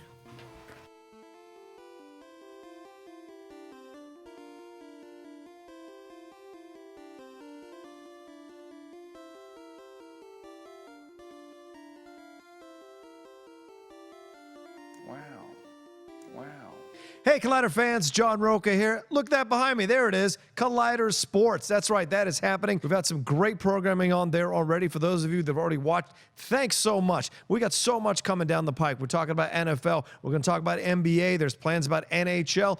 Golf is in the equation now. And, of course, the Premier League show that I host with Jack Hind, that's been in motion for the last couple of weeks. And then an MMA show is on the way from Dennis Zhang, me, and Jay Williams. All those things are happening here at Collider. And look, we want to hear from you, so we want you to listen. We want you to watch. If you're a sports fan, even if you're not a sports fan, we might entertain you, teach you something new about a sport that you may not have known much about, or maybe so deep into it that you wanted to learn even more about it. We've got you covered. You can do that. Follow us on iTunes and on YouTube. You can there watch all the shows or listen to all the shows that you want, and then leave us comments and rate the shows as well and review them, and then let us know what other sports you want us to cover. Look, we're not touching rugby. I'll just tell you that right now. That's as far out as we'll go, or cricket. But maybe in the future, if we go Collider worldwide, that's certainly a possibility. But for right now, Collider Sports is there for you. Take a look at it, take a watch, and let us know what you think. Oh, hi guys, it's Perry here, and I am going to tell you about The Witching Hour. It is the show that I host along with Collider.com's Haley Fouch. It is in podcast form on the Collider Factory feed, and we also have the video up and running every Tuesday for you right there on the Collider Podcast YouTube channel. We talk about everything horror. We're talking TV, movies, the newest releases. We talk about movies that are celebrating anniversaries. We've even talked about books. It's crazy. If it is scary, we are talking about it on The Witching Hour. We also have so many filmmaker interviews, really cool stuff. It's all coming your way every single Tuesday on The Witching Hour. Check it out. Collider Factory and the Collider Podcast YouTube channel. Hello, Collider Live. My name is Amy Dallin. And I'm Coy Jandro, and we host a little show we love called Collider Heroes. And it is all of the things we love about movies, TV, comics themselves, all the breaking news, trailers, photos, but not paparazzi photos. All of the superhero stuff we love, all of the indie comic stuff we love, all the stuff you had no idea was based on comics. 80 years of comic lore have led to this show, and many years in film and TV, and we're living in a golden age of comics, and we want to share all of that zeal with you folks. So we talk about the stuff that's coming out. We talk about what we hope is coming out. We do fantasy casting of things that should exist. Why don't they exist? And we do your Twitter questions asking directly to us what we think of certain things. And every single week, since we both actually love and read physical comics buy in print, we have a comic pull list where our 5 biggest favorite books of the week come out, and we dive into those with you guys. You can buy digital. I'll forgive you. As long as you're paying for your comics. It's all good. But if you buy in print, you can bag them and board them, and then they're worth more later, because comics are like certain things from the 90s that are totally worth the value. Buy comics, buy in print. Digital's never worth anything later. Buy in print. Keep comic stores alive. Or we can debate collector's items all day long. We can debate casting. We can debate movie news. We can have all of our friends come join us, as we frequently do. We can ask professionals about their work. We've had some amazing guests come by the show. Yep. We try to catch it every Wednesday. That are on these properties that also love comics. You hear what it's like from their perspective, from inside, from outside, and this is all with the focus of bringing all this news to you guys. And we're here every Wednesday on Collider, and we love this stuff and want to share it with you guys. We'll see you then. Hey guys, Reilly here, and let me tell you about the Reilly Roundtable. That's right, they gave Reilly his own podcast. The Reilly Roundtable is on its new home. It drops every Thursday. The Reilly Roundtable is a little bit about everything. It's about movies and life and movies and everything in between. I like to have on special guests for discussions like Justice League versus Batman v Superman, for discussions about wine tasting, for discussions about UFOs, and everything in between. That's right, the Reilly Roundtable drops on Thursdays on the One-on-One with Kristian Harloff podcast feed, and later on Collider Video's own podcast video network. So check it out every Thursday, the Reilly Roundtable. See you there.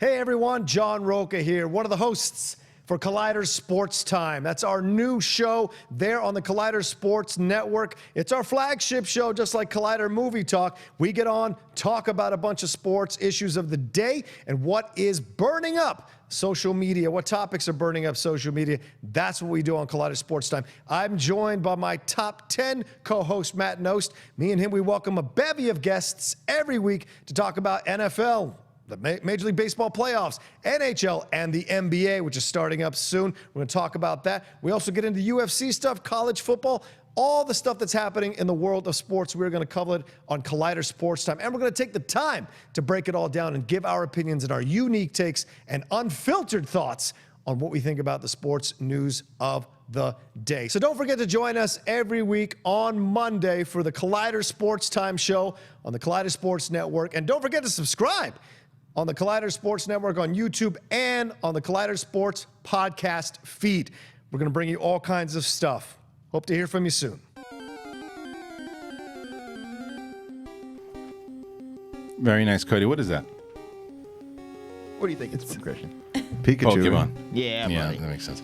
I gotta tell you, I like that Pokemon movie. Yeah? I like that movie. All right. I didn't know what the hell was going on in it the whole damn time, but I definitely, I mean, as far as like the references and all that. Why so. were you upset that I wasn't going? I was going to question you I via needed, text. I needed somebody to go hang with. Yeah. But enough about us. We talk about us way too much. I had teased it up top, and I'll tell you why in a second. The only reason that we're all sitting here in this space right now is because of the lady joining me today, and it's Amirose Eisenbach. Hello, Amirose. How are you? Hi, It's I'm nice to have. good. Why are you so far away from the mic? What's I was wrong? trying to create No, some- you don't we worry don't about need me. him. We see it. We see his face. about on you. it. Okay. This is about Is you. that better? Yeah, much as close better. to the mic as possible. Yeah. with- So, do you Got want me your to back. explain? Desperately, because I've known everybody in here for quite a few Yeah. years now, and I have no idea how that makes sense. Okay, well, I'll tell you.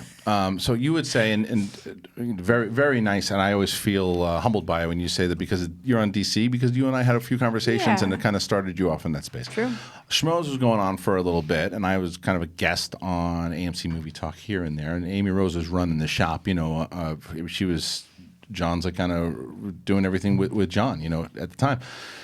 So her and I had a pretty good relationship, and she was always booking Mark and myself to come on Movie Talk, and So and you were a producer over there, and you were for the early years of Movie Talk, yeah. And then so when they were looking for new pundits, there was something that had come out like a job opportunity for looking for new people to kind of work doing a lot more at AMC, and I called Amy Rose and I said I'm interested, and she's like, I think you'd be great for it. To be honest with you, I think that John was concerned with the schmoes element, just wondering if I would be as invested.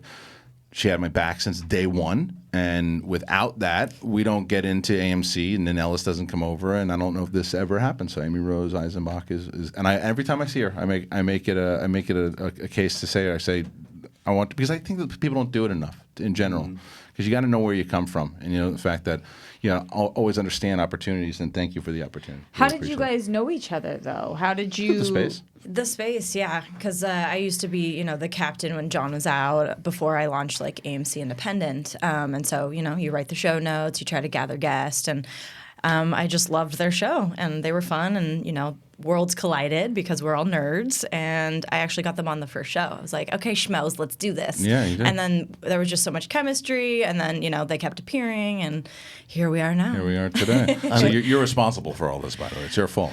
It's your fault. First time I ever hung out with Amy Rose was at a Comic-Con. Well, it was my first Comic-Con. Yeah. Quite an And- introduction. Yeah, I know, exactly. yeah. And like we maybe met, but like real briefly, maybe just like a hey. But then we talked for a while at that one one Comic-Con lunch. It was us.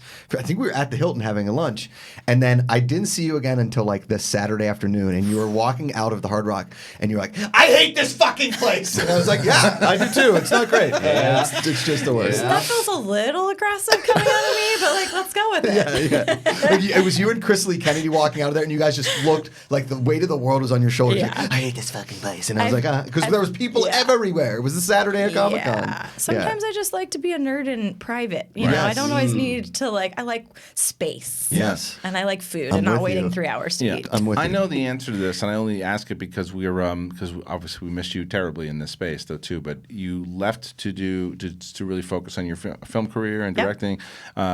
Any regrets of leaving? You know, I've come to terms with the fact that I'm an extremist when I'm passionate about something. Yeah. I can't just put one foot in and that's logical. That's way smarter to have a side hustle and then have, something strong over here that keeps you sustained. But no, I'm an all-in kind of girl. Yeah, and you can tell you've been doing some great stuff. You've been working on this movie here. It's Equal Playing Field. You've been working on it for 2 years. Tell me what's going on with it. What's the latest? I know your passion has really been in. First of all, tell the audience if they're not familiar with it, what it's about, and then where does it lie? Yeah, so basically we took 30 female soccer players from 24 different countries to summit Mount Kilimanjaro in Africa and descend to the Dead Sea in Jordan and play the highest and lowest altitude games ever played, set 2 new Guinness World Records in the process. Wow.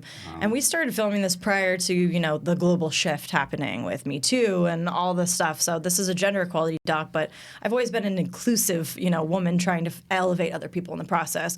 I'm not into the 100% female crews. I specifically hired a male editor and a male DP to balance our female filmmaking duo because I believe real content, has legs and really connects people when you have both perspectives represented. Yeah. And so with that film, that's what this is all about. So yeah, we shot on 3 continents and awesome. Originally, I was just consulting and then stepped up to produce because there were 2 female directors on board and then a producer. And, with something this buzzy and of the moment, even before the shift where it is now, they thought they'd be able to, garner a lot of support and financial security and all the things. That's cute, Yeah. But then they ended up leaving because they just were just we just did an indie thing and we don't want to do this again. This is exhausting. And I was like, the story's too important not to fight for. And this is why I built my company. I want to create content that matters. And so I stepped up as the producer and then, got us to Killy, got us to Jordan, all the madness that happens. But how do you do that? But I don't want to jump over that. How do you do that? You just, because that's not something. I can't figure out a trip to the supermarket. Yeah. It's how do you do, I'm going to Killy, how do you do that?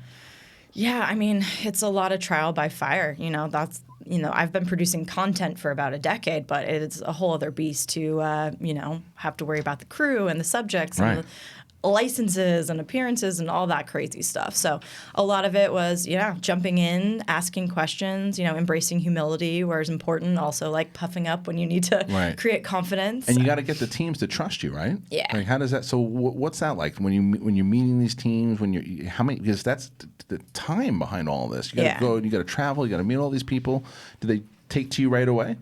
I think that's, one of the things that makes me such a good producer. I'm a mama bear. I care about people. Yeah, I feel you guys felt that.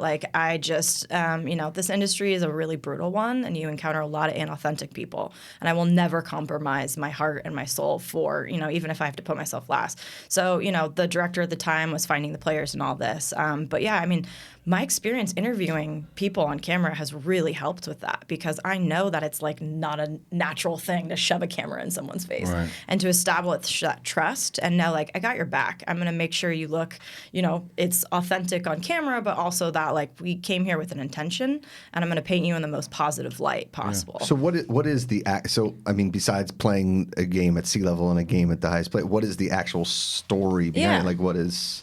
So we basically focus on, women from 6 different countries as our main principals. And Laura Youngson was the founder. She came up with this crazy idea. She's from the UK and, was playing soccer. And they got kicked off a pitch for this little league type game. And she's just this is our championship game. And we're getting kicked off for these 12-year-olds. She's let's do something crazy. So they're drinking a bunch of beer and they're just let's do a big media stunt. And then came up with this idea to climb a mountain and play a game.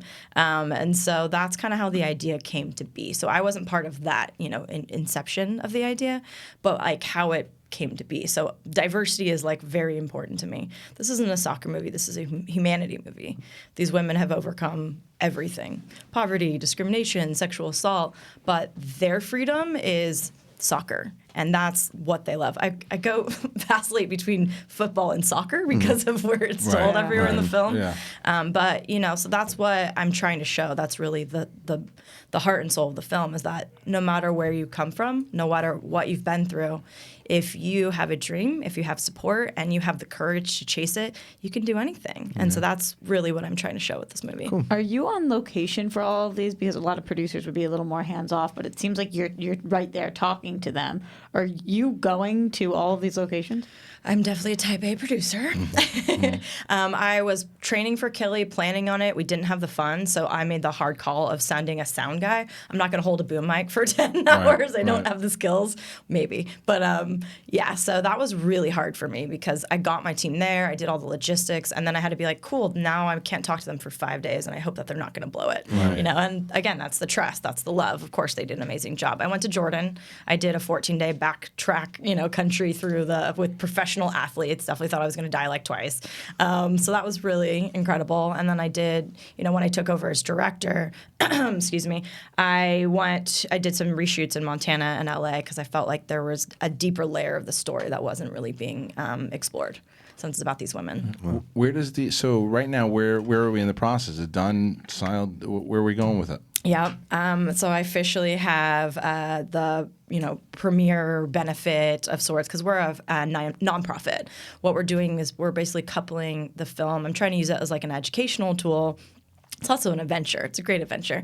And do these LA clinics with like some of our superstar players, with like young women, which your daughters. Yeah, I know. And it's about, resilience, teamwork, body image, all the important things that I wish I had the tools for when I was young. So my dream is to like play the film, do these clinics. We have a big at the Araya Fine Arts by Lemley, because I'm a psycho and booked the biggest theater I can find. So that's on May 18th. Oh, wow. Yeah, Okay. if you guys are around, you're in. And I originally was going to make it private, and then I was like, no, this film is about bringing community together. So it's really important to me. All the people that have supported me on the journey, all the people that love soccer, want to elevate, are invited. So what about people who are watching right now and they want to check out the film? What do they do? How do they do it? Yeah, I mean, the goal is distribution always. But I've literally been a one-woman show, producing this, directing this for the last, 14 months.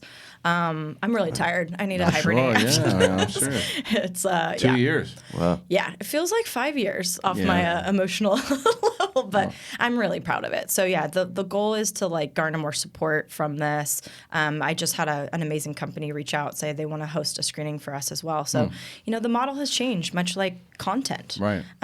You don't really need a big brand behind you anymore. You can have an iPhone, you can have whatever, and that's kind of like the self-distribution model is the new thing. I don't want to do that straight up. Right. I've done enough, like in terms of trying to get this. And like, again, I would love someone who has more experience with this. Just be like, I love this. I believe in this. Let's go. But nothing's been easy. Why would this be easy? So my hope is for more people to create buzz, for people to come out of that screening and be excited. And, I'm pitching a bunch of people as well. But as far as digitally, they can't see it yet? That's that's not, I don't want to, jump the shark, so to speak. Sure. I don't want to release it until, but the hope is for someone to make it accessible, because this is about social impact. And so, are you submitting it to the festivals? Or are you running? Yeah, we'll be doing that now. I picture locked about a month ago, so it's really exciting. I was just at my, first of all, you'll love this, my composer. I was going to say, I saw a tweet the other day about I don't even know how I got some of these people on board. I'm just like so humbled by this experience. But he basically, he's won a Grammy for Santana, and he wrote the Fight Club score. Oh, wow. Charles Gooden. Yeah, So that's it's cool. quirky and weird and awesome and layered. Good pull. Yeah, and music's like my heart and soul as well. So it's I didn't want it to just be like in the background. I want you to like feel it. That's awesome. There are so many ways to tell a gender equality story. Why this way? Why this one? Yeah, I mean, I wrote a couple scripts. I didn't intend on jumping into the doc space right away. I love docs, but, I do like disappearing in a narrative that, these living, breathing creatures that are created. But yeah, I mean, it just kind of happened. And I was producing a bunch of events at first because building a brand takes some time. Mm-hmm. And I feel like I'm really good at creating a safe container for people to connect and just like be themselves and explore and be inspired. And so that's kind of what this film became. But yeah, I mean, it's an adventure too. We're taking you to the highest point, to the lowest point. Like I was able to get Ari Amira to donate their camera, so it's shot in like 4K, and it's like, even though we're a tiny indie production, it doesn't look that way. Yeah, so it was kind of like a fluke, but I saw this opportunity and I was like, yeah, this is the legacy I want to tell. Dream destination, HBO, Netflix. Yeah, you know what? I feel like Netflix, while it's great for, independent artists that they're doing, there is content saturation. Yeah. It's real. And, a premium HBO Showtime is a little bit more of a dream for an artist. Give you a little bit more attention to, maybe? A little bit more attention, and, they actually promote their stuff. Yeah. Like you have no idea what's living on Netflix unless it's in their spotlight, or, it takes a life of its own, like Someone Great, this cute little indie that just came out with star power. I mean, docs don't really have that same kind of luxury because, like, these are real people and they're beautiful and courageous and big in the sports world. But to the everyday, to the Joe Schmo, you might not have heard them before. Well, I mean, it's funny to go back on something you said, because you didn't see yourself in the doc space. You'd written the scripts. After I'm sure it's a little overwhelming now, but after you go through this process and is jumping back into scripted, is that something that you want to do? Or Hell yeah. Yeah, is that where you go? I am so excited about this one. I think it'll be my third film because, quite honestly, I don't have the tools as a director yet. Yeah. I learned a lot on this. I feel like I can do producing in my sleep at this point, feel very confident about those skills, but I want to keep growing and learning as a director, and I'd love to shadow people that are really experienced and seasoned. I think I have an eye, but I also know that I'm a newbie in the space. So my third film, I'm just calling it now, it's a neo-noir gangster story about a female protagonist, and it's graphic and sexy and weird, and I wrote it, yeah. You need a New Yorker in there to break some skulls, or what? Yes, definitely. It's actually like, it is in New York. Yes. So that's going to be film 3. Awesome. But yeah, for my next adventure, I'm actually starting to feel like, wow, okay, I did this. And I can start thinking about that. So I'm open, whether it's a doc or TV or this or that. But I just I need to be working. Yeah. After a hibernation, though. Yeah. I want to be like, you got to get a little bit of rest. or redwoods or something. Yeah, gotta get some rest. Well, congratulations. It's really Thank you awesome. so much. It's awesome. But Steven Soderbergh shot a movie. What, it was on the full on the I-10? Is that what it was? What was that movie that he shot? Clement, No. Tangerine. I think his Oh, past 2 movies. Well, it was the last one. So the thing is, Alex, do you have that movie that we just sent you? No. All right. Is that- Alex has a movie. I want to get the producer, the great producer Amirose here to. This is a scene from an iPhone movie that we just sent Alex. Okay, here's for everybody to see. Okay. Here you go. Fast forward like 20 seconds here. Not too Interesting Here that you he go. decided Here you to go. shoot it like this Here we and go. So portrait. this is the hallway. Oh, and here's our lead actress It's coming very down. noirish kind of a situation. Where's our lead actress? There she is. It's pretty good. Yeah, it's good. Roxy, angles look on at Roxy. there. Thought she was slick. For those audio listeners, we scared the shit out of Roxy in the hallway. But Yeah. can you rewind, please? Because look at Roxy trying to be all slick, trying to like scare Macuga. I was gonna funny. go bear hug him. So do you have notes, Amy Rose? Yeah. Good horror? We're looking to Director. picture lock this. You're an original Scream Queen, girl. Yeah. See, there you go. Well, Cody, I think you just found a new. You know, it's funny. I was talking to Perry, and I heard screaming in the hallway, and I was like, what are they doing? Do you want to know Now what's I know. funnier than that? How nobody came and checked on me. Because there was laughing afterwards. I screamed at the top of my lungs. This is an office full of 30 people. Not one person came over. Because you know what people say now. They at this time they look at the first thing that they do is they look at what time it is. If it's 10 to 12, they go, "Collide Live." Yeah. And then they move I on. screamed the top of my Yeah. lungs. It's the second time that I've done No that one to you said too. anything. Which one was worse? This one or the first one I got you with? I don't know. More Your knees impressive. buckled on the last one. More impressive, getting a soccer team to Kilimanjaro or a Scaring scary Roxy. video. Full outside circle. of Thanks for Full that. Circle. It goes soccer players to Think it is. Kilimanjaro, actually. It's the truth. Are you? How are you doing on? For 2 questions for you. One, are you caught up with Game of Thrones? Hell yeah. Okay, good. 2, what kind of time you got? With what? With this, you want to stick around till Yeah. we want to just spoil this episode with us? Yes. Well, let's do that. Let's get right into My this heart's thing. beating just thinking about talking about it more. Fantastic. Well, good. Is this when Cody beforehand asked you if we were going to cut to commercial break after Amy Rose and you said yes and now we're not? Yeah. Is that Okay. all right, Cody? Thank you. Yeah, All right. fine, Kristian. All Yeah, right, that's good. totally fine. Okay. Oh, well, because I thought about it. I like to go on Audible Are sometimes. we going to play a clip of? Oh yeah. Let's play a clip of the movie first, and then when we get back from the clip, that's right. Thank you. And then we'll show a clip. You're just keeping us anchored. I We really appreciate are. you. We're going to show a clip from Equal Playing Field so Who you would guys have can thought see. Macuga would do it? I know And you're this the is- guy. This is I the like beginning that of the Kristian movie. tried to play it off like that's what he was just about to do. Yeah. True. You were not about to do that. No, we are I going wasn't. to get No, I was not. Yeah. But we are going to show that. And then what we'll do is I got so excited that we get to geek out about Game of Thrones with know. Amy Rose. So there we go. So let's play this clip here.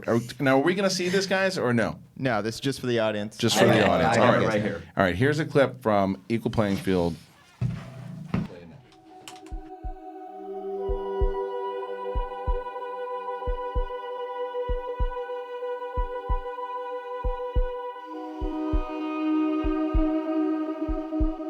What doesn't challenge you doesn't change you.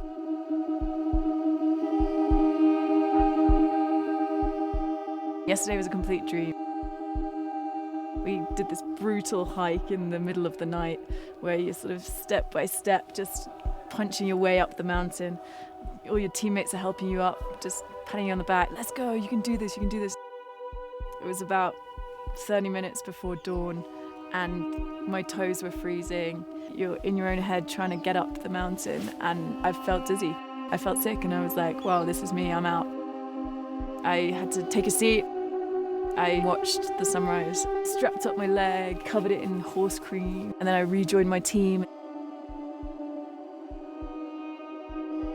We've come so far, there's no way I wasn't making it to the top. You have to dig deep into your mental reserves to then be able to even just put one foot in front of the other, to go up the mountain, to be able to get ready to play the game.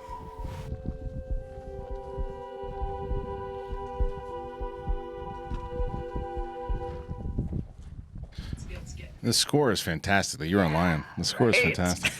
It's really cool. Beautifully shot.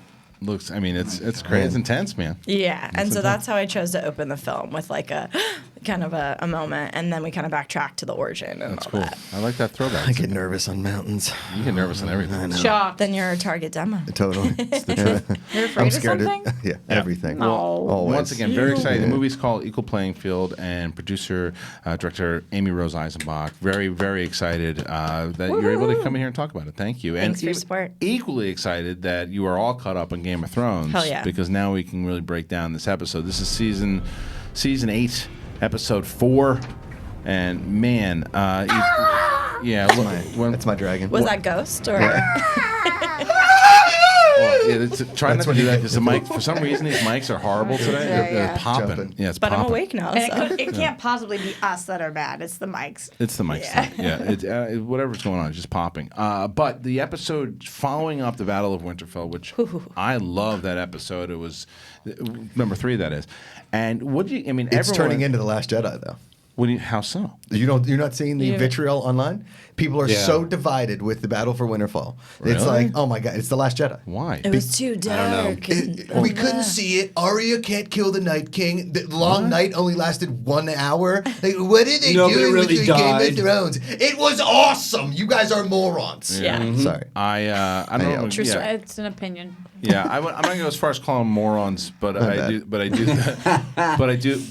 think Let's it's cut to a clip. Yeah, I actually really enjoyed that episode. I'm loving this season so too. far.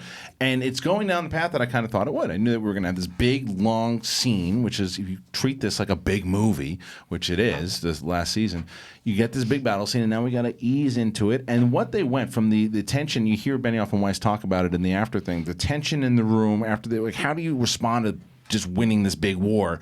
And then Daenerys kind of puts everybody at ease by promoting what's-his-face, and then everyone starts partying, drinking, having a blast. And it was a great scene. What did you think of that scene, the ballroom, and especially with Daenerys kind of clocking and looking at everyone geeking over Jon, and she's like, nobody cares I'm here. Yeah. And then like Tyrion, she's like, you're not the only smart one. Right. I thought there was just like this like palpable tension. I was like, this is just because that's how we've come to expect Game of Thrones. Like, I don't trust any part of Joy. I'm like, shit's about to go down. Right. But yeah, I thought it was really good, and she's right. Like even Tyrion, you kind of see him starting to like, no, like she wants to do good things. He's trying so hard to keep the love up there, but she turned into the Mad Queen. Do we think? And they're like, all tyrants say that they're trying to help people, and I'm just like, ooh. But he is doing his job, and I think it's very admirable that Tyrion is pushing back against people and saying, this is the person we decided to back. Right. This is what we chose. But I'm curious because it seemed like you showed support for her. In this argument, are you Team Dany or Team Jon? Honestly, I'm not team either. I think Jon has really lost his backbone. Everyone's like, you're amazing. And then you like think, well, Arya saved us.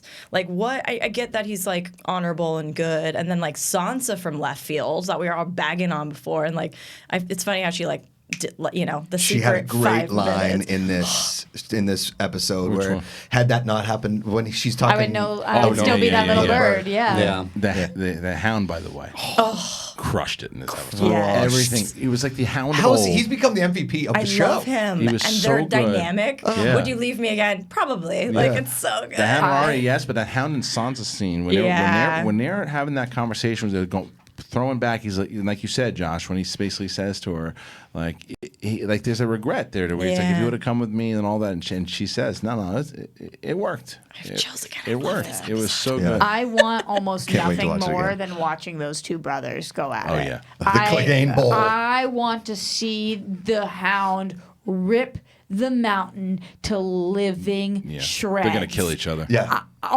Both gonna die. I just want. I don't care if they both end up dying because I don't have to watch a season 9, so I can live without. I can live without the Hound. Right. I want him to bludgeon the mountain like.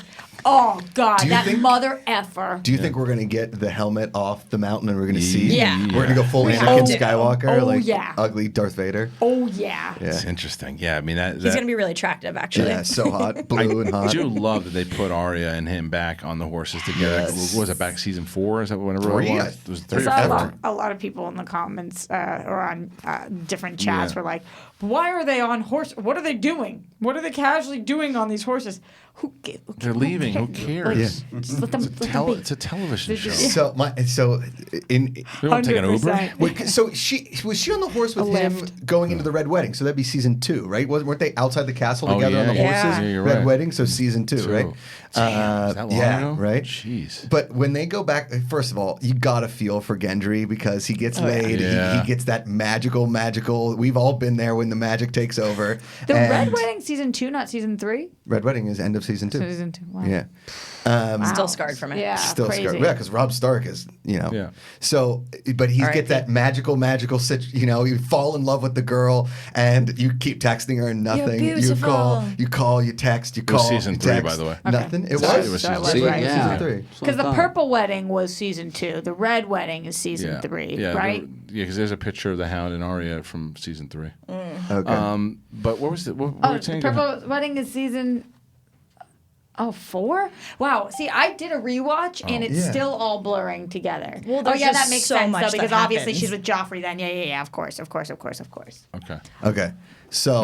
Now that the comments are all screaming at us, Wait. continue. Okay. No. But I'm just saying, poor Gendry's out there. He gets on his hands and knees. But he's like, I'm no lady, and you're like, and then she gets on the horse with the And mountain. takes off. But the thing though, here's the thing though with Arya, and this is good why I to her like character. Arya more and more because even though you knew she was going to let him down, there was no chance that she was going to say yes and become a lead. But she didn't get all cold on him right away and go, no, I'm not a lady. Take it off. She kissed him first. Yeah. She went down It was on a one. good kiss, She went down on one nailed knee, that kissed kiss. him. She likes him. Yeah. She went down and kissed him and said, "You're gonna make someone really happy, but you're looking in the wrong I'm not spot." a lady, And yeah. you know, you're looking in the wrong it's spot. not like that jealous testing you thing No, that people just do not her. sometimes, just saying no. Also, golden magical vagina Arya. Who knew? That's the point no. I was making. That was the point I was making. Yeah. I didn't want to say it like that, Yeah. Well, but she's- you could say it like that. but- Yes. It was hard to watch that though. Like The original I scene? was one of those people that was like, but she's my little sister. Yeah, I Like, had- but like, totally. good for her. I'm not trying to be a cockblock or anything, but like, No, I'm with you. I yeah. had a hear you. I hear you. way easier time watching that than I did watching Jamie and Brienne. Brienne. Oh, something about that just flipped me out. I kind of loved it. Me too. I kind of It was loved it. awkward, I but I was kind of loved it. flipping out just because you know that she can do better. But it broke my You heart. know she but it can do broke my better. heart when He what's his loves face? her, though. Give me Oh, the- Tormund. When Tormund comes over to come get her, and then he sees her and he breaks down. But one of my favorite scenes. He's Me too. He's She should so be with Tormund. but he's so upset and he's like crying and complaining to the Hound who couldn't give a shit, Yeah. right? And then new girls come over and he forgets. Yeah, and he just it's goes. gone. He was and that Okay. all that stuff going on with him and Jon Snow. And where he, first of all, the admiration, and then when they leave each other, he gives him a hug because he doesn't need to fight that battle. No. He's out at King's Landing. And everybody's been talking about it, and I was saying it when I was watching He'll it. come back? No. Jon Snow's my favorite character, and I love Jon Snow. Pet the fucking wolf. Yeah. What are you doing? Yeah, go pet the wolf. pet Say the goodbye Means to him. love. I mean- So he's your favorite character? Jon Snow is. Who's yeah. your favorite character? Well, okay, so last night, the entire series, it has been Daenerys. Like, I've been Same, the biggest and I'm Dany upset fan. right now. Yeah, I know, and they are really. The situation with Dany and everything is really like tugging at my heartstrings. But I will say this: if you were in a fraternity in college, or you had one, every fraternity has a fat, crazy friend, and that's Tormund, right? Like every party has a Tormund, yeah. and He's not fat. He's huge. He's I'm just a not big saying he's boy. fat. He's just a big Yeah, man. proportionate. Big boy. No, we always have like a big boned dude. frat He's the guy. big dude. He's the big dude Yeah. in the frat. And he's like, "Yo, did you see what Thunder did last night? Dude, I chugged a there 40." was a guy in my college we called Thor. Yeah. Because he was 6'5" Totally. and we could You called drink. him Thor We before called- the Thor oh, movies? way Yeah. before. What a Thor. trendsetter. Yeah. He was. They called him Thor. And you had Tormund at like the frat party of Winterfell, the post frat party celebration. Like everybody's got Spilling their bids. beer. Ah! Yeah. So the last 2.5 seasons with Tormund, he's gone from just being this like huge ogre to the coolest dude on the love that. show. Your He's the favorite best. character is Tormund? Yes. That says a lot about you, too. Yeah. Who's yours? Arya, always has been Yeah. Arya. I love Arya, too. Can't change, won't change. And she's I'm- crazy, but I love her for it. Yeah. Oh, I dig her She's had so a big. much. She had a great arc for sure. Oh, the best. I mean, Sansa's had a better Sansa's the arc, best and arc. Sansa is like my newfound love. Same.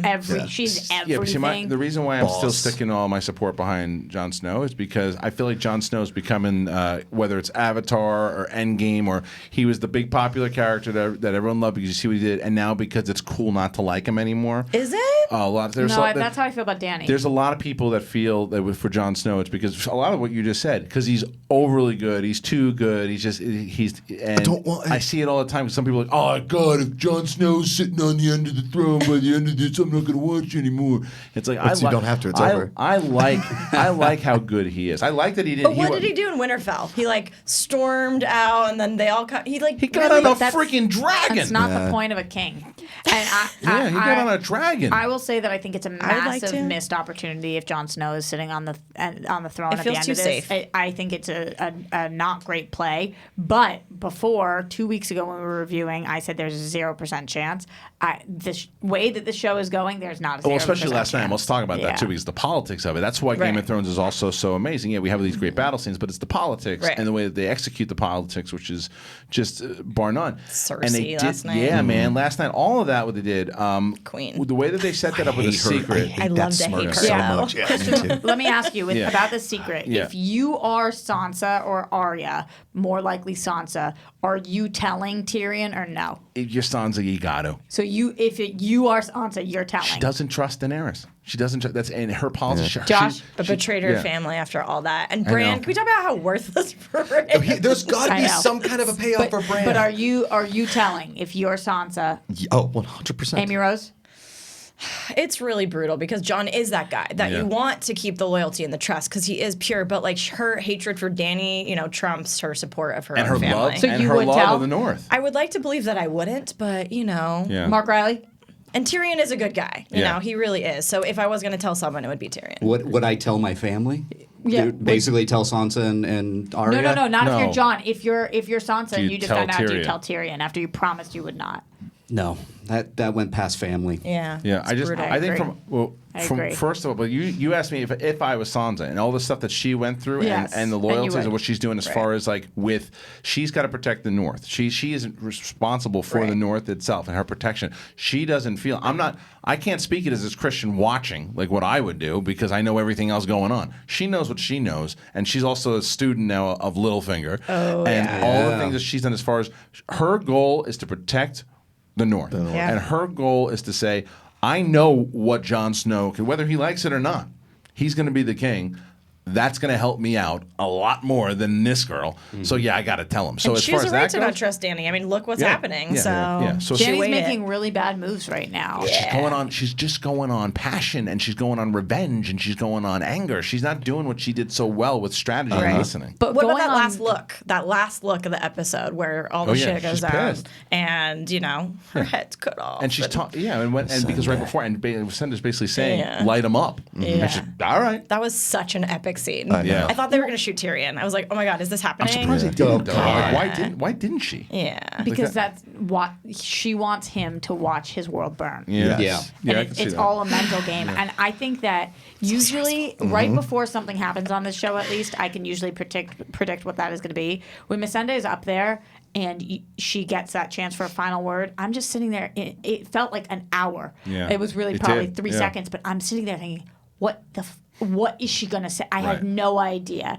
And when she finally says, fire. Right. Like Yeah. I thought she was like going to push her, though. cars. I thought she I was mean, just going too. Me too. I thought it was I a thought push. so too. It was perfect, and it was such a great ending to a character who has not gotten enough credit. Yeah. And she's been such an amazing part of this. And a lot of people now online are predicting that Grey Worm's going to actually be the one that kills Cersei. Cersei? I don't Nah, think Jaime- so Jaime's because it getting hasn't there, been yeah. a long enough of a story. Right. Yeah. But I definitely think it is the fight now to who gets to kill Cersei. Well, I think it's That got would be a good enough payoff. They're setting it up with Jamie, or it could have been Tyrion, but I think they're setting up with Jamie last night, obviously, because when he leaves, and they're making you believe that he's going to go fight for her again, and that's definitely not the case. He's But going then there why to kill her. didn't he just look at Brienne and say, I'm going to go kill that bitch? Because he's All still he said- conflicted. Yeah, I mean, yeah, he yeah. tells you I what don't- he's done for her, and I liked that part. Like, Me too. I'm crazy as Right. Well, I stopped myself from cussing. This Well is so done. great. You don't need to. Hey, You don't need to. on this I on don't- this, on this I show, don't care. on I this show, just you should be wonder- rewarded because I mean, we drop it all the time. Do you Do whatever you think- want to do. Thanks, Yeah. Christian. Do you guys Live your think life. that the way that I interpreted this is that Jamie is going to decide to kill Cersei, but what he wanted to do when he was leaving Brienne was to make it so that she was not in love with him anymore. So he starts throwing all these things out, like I'm this bad dude. I'm You rotten. shouldn't. Yeah, so I'm rotten to that the core. eventually, I think he knows he's going to die, and I think he's saying like, don't just move on, forget about me. And I Do you think- like his arc? Do you think? I do. Yeah. I think too. we went. Badass. I think from where he started from season 1 up now, and then Yeah. he acknowledges it, and I think that he's conflicted as far as when he goes back to his sister / lover. Is like, what's he gonna do when he goes back there? Like, because she's not Especially gonna- if she's holding his baby. yeah, him and Euron or whatever that guy's name is. They're gonna. He sucks. There was a lot of He people. sucks. He's the Yeah. worst. But there was a lot of people last night that were like, "Why didn't Daenerys just light up the ships?" First of all, Couldn't. yeah, because the one is pointed at her, but there's also 8-10 other ships that all Right. have it pointed. Yeah. She can't eliminate one without She getting killed by the other tried. ones. You see her go She right tried. into She it, tried. and she has to Because- pull back. That was She my can't. second My biggest problem with that guy is that he is never real. Because Right. every time on the cannons or every single time he's never real. There's never a real direction, moment. direction, Totally, direction. 100%. It's not his performance. His performance is he's doing the job. what they're asking him to do. But he's just he's my least favorite He's character. one-sided.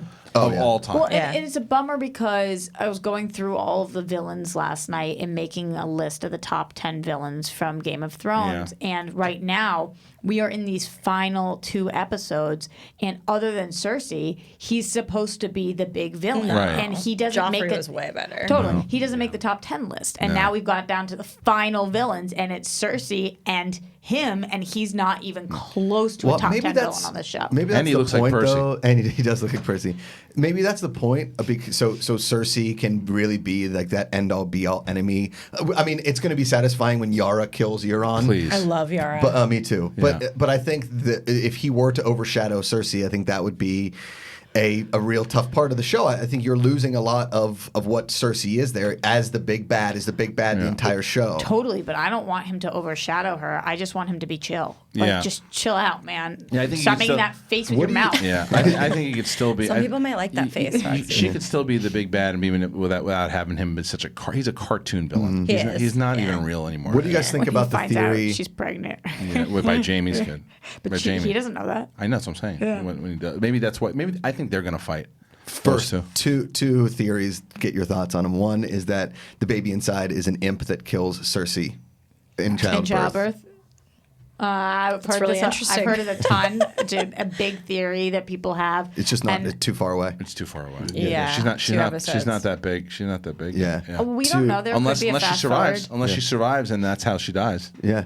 I would like it, but I think we would need another season. Okay. I Two. think everyone wants to see her die. Yeah. Oh, everybody. She needs to die for the show to.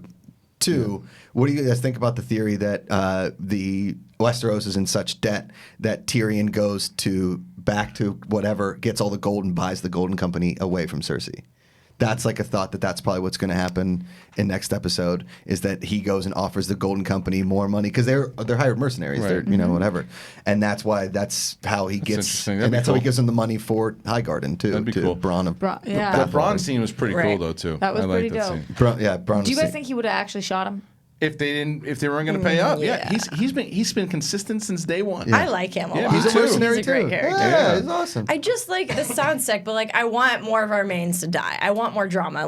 That you talk about what could happen, Cersei and all this, but I don't think they're going to speed it up. We want to see it in live time. We want this kind of payoff for how much we've invested in Right. these arcs. So yeah, I want more madness, like that heart-dropping red wedding scene Yeah, where you're like, right. oh my god, and that's why I think a lot of people were upset with Winterfell and stuff because not a lot of our mains died. All right, I'm gonna ask you. I'll give you 5 characters. Do you think they should be alive or dead? Sam. By the end. By the end? I'm no, done with after Sam. Winterfell. after Winterfell. Do you think so Sam at should have this lived? point, Yes. Yes. I'm done with Sam. I love him. He's a sweet guy, but I'm done with that. Knowing what storyline. you know about last night's episode, okay? Yeah. So Sam should be dead. Kristen, I'm okay with them living.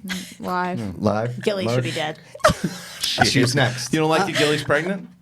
I don't care about Gilly. your little Gilly. Oh, poor Well, Gilly. that could be named Dead. John. Sam should be dead. My Yeah. guy. I think, I kind it of would have added agree. a lot more dramatic John. stakes for Yeah. John. But why didn't you kill Sam? Sam's been like the.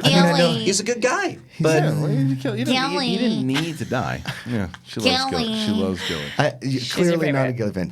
Tormund, alive or dead? Do not touch my Torment. I love Alive. him. alive. Amazing, alive. Yeah, I'm I'm alive. okay. Okay. The answer to me is going to be everyone should. Grey Worm.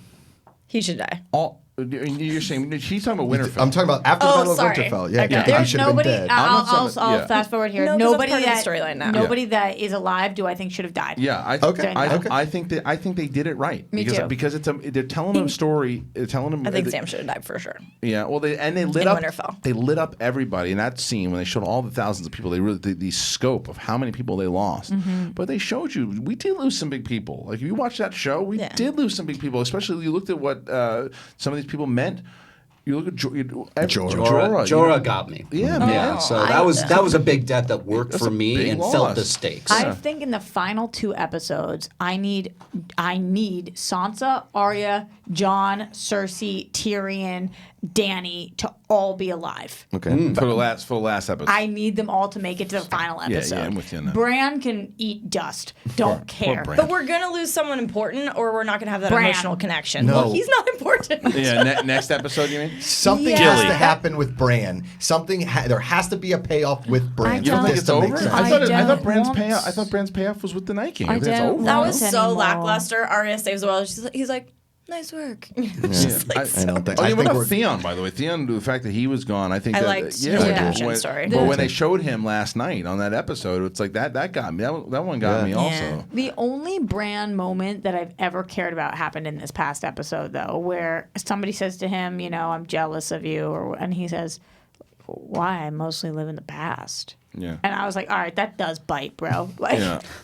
fine. I don't finally, want, yeah, right? He's like, I I don't. don't want want you You guys, alive. Yeah. you guys are vicious. Everybody hates Bran. I don't No, I mind Bran. don't. He's He's boring. just your Telling siblings you guys, are Arya something and is Sansa. going to happen. I want I'm it telling to. you, Yeah. You Bran think so? sent those ravens out. There's something is going to be a payoff for Yes. Bran Stark. There absolutely is. Are There's you no way that only they waste saying him this long. Are you only saying this because you want him to be beloved because you have a picture of yourself holding him? Of Isaac Hempstead, right? Yeah. Definitely, 100%. That sounds disturbing and intriguing. So at Comic-Con, the PR people did not like They it. were not a fan. So the story goes, I was at Comic-Con a few years ago, and he was doing promo for Box Trolls because he's one of the voices in Okay. Box Trolls. And so everybody's interviewing him. I'm doing the one-on-one. Hodor had been carrying him. Hodor had been carrying him that season. So I was like, hey, dude, I want to carry you for the picture. He's like, yeah. No. He jumped in my arms, and all the people were like, Is that what happened? 'Cause that I makes remember, me I really remember, like him more. I take it all back. From what I remember, what you told me originally was that he did not know you were going to pick him up at first, and then you started picking him up, and then he just went with it. Yeah, pretty much.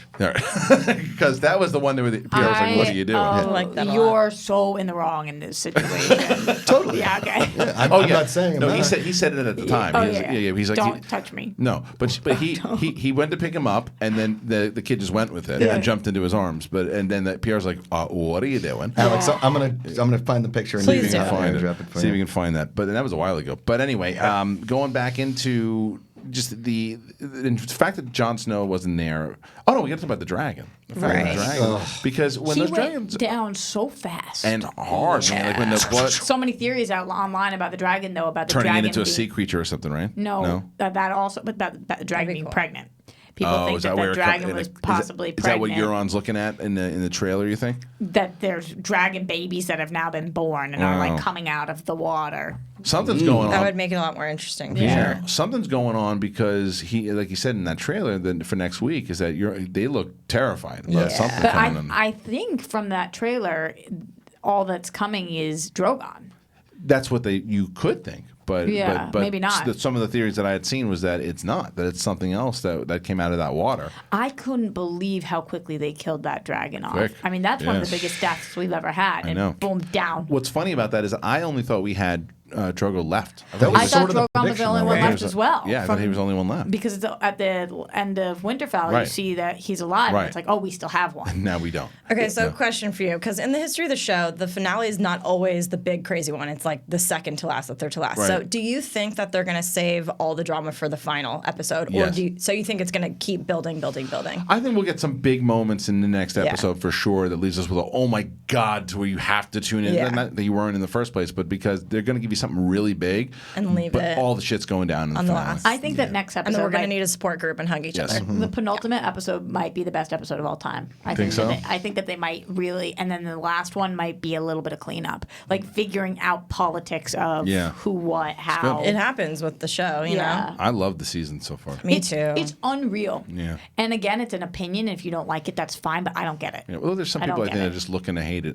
in the first place. It's Something not. new for fanboys. Yeah, it's just Or they it just don't happens. believe that this is what the books would have done. Right. You know, I We're understand. if well you're- past that now, I you know. know? So I don't feel that way, but Let me ask you a question about that with the books, because is George R. R. Martin going to is he continuing to write the books? supposedly. supposedly that's been the whole thing. Yeah, but he's supposed it's to like, finish soon, Yeah. but then he keeps pushing it back. Right. Yeah, because that's I the mean, thing. they've It's been like- in communication, Christian. There's definitely, it's not going to be like he veers so No, far. I know. But the reason I asked that is because when he writes the books, it's that how. Yeah, I'm curious if he's going to go away from what they did in the show. I don't think that they were able to make a decision. I think that this was a collaborative process. Totally. I have no basis. I didn't Right. hear that, but you would have to assume they sat him down and were like, what was your arc? Especially when they talked about how Arya was going to kill the Night King. They knew that 3 seasons ago. Right. There's no way that conversation didn't take Sure, place. Like, sure. oh, we're going to have it be He's Arya. like a And he was like, consultant. no. And that's. I'm not saying he's not involved anymore. What I mean is when he finally writes the books, is Mm-hmm. it because he doesn't have to base them around what they do in the show. So Right. is he going to show us, like, maybe because that's his opportunity? If he didn't, let's say he hates everything that they've done so far, which we don't know if that's true or false, but let's say he hates it. This is his opportunity to say, this is what I would have done. This is what they would have been able to do if they would have followed my stuff. I wonder if he's going to do that. I think at that all. would be fascinating Yeah. as, you know, someone who's been so devoted to this, but it would also, because people, you just can't please everyone. Some Right. people would be like, oh, this was so much better, stick to, you know, what you already wrote. And other people would be like, okay, we were gypped, you Yeah. know? Yeah, so yeah. it's always going to be divisive. What do you guys think is going to happen when Jon finds out that Sansa told Tyrion? Do you think it's going to push him more towards Dany, or do you think he's going to stay with his? He's Mr. Forgiveness, you Yeah, know, he like always he's a is. sweet, loving human. So I don't know if that's going to cause much uproar. I think it's going to be on the other end of things. I Yeah. don't know. The fact that she promised and he looked at her so seriously, Yeah. I think it's going to cause him a huge pain. But also, here's the other thing that we're not dealing with.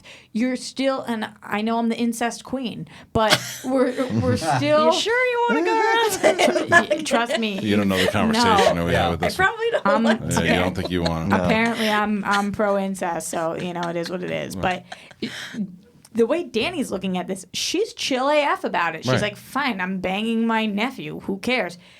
There's no way he's chill with this. No, did you see the Benioff and Weiss stuff? What they talked about? Yeah. They talked about it at the end of the episode. They said I watched the thing. So what they said was that she's like everything that basically you just said is that to her this is something that Targaryen. They've been like through her lifetime she's seen it. So it's no big thing to her. She's like, yeah, you're my nephew. So what? Let's do it.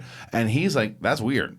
I'm out. I don't know if I trust the love anymore because she's so hungry for power. Yeah. And I think by keeping him in tow, it's kind of like her allowing herself to keep rising. So like it didn't feel very real. Yeah, she's also lost her support system. The reason why Tyrion. Varys. And even Tyrion now though. Tyrion is now that he knows. Yeah. Right. Tyrion is at least put in a position to where he's got to fight. He's fighting for her still. He's trying to be honorable, but it's conflicted. He's in a position to where she used to have this solid support team. Right. She just got one of those. Head just got cut off, and her boyfriend is in cuckoo land now. Yeah. And she's now she lost one of her dragons. Yeah. She is not in a fit state right now. So she's looking to kick some ass and not worrying about the end game like she did back in the day. So Jon Snow which is going to be her demise. I just don't know when she looks at him and says the way for us to stay the same is you to not Bend tell the them. knee, yo. Is he almost saying like, no matter what, I'm not gonna be with you because you're my aunt, bro. So I'm gonna tell them. I didn't get that from the conversation. So you think he would still hook up with her? I don't know because that's another thing that they mentioned. They said that it's in his head.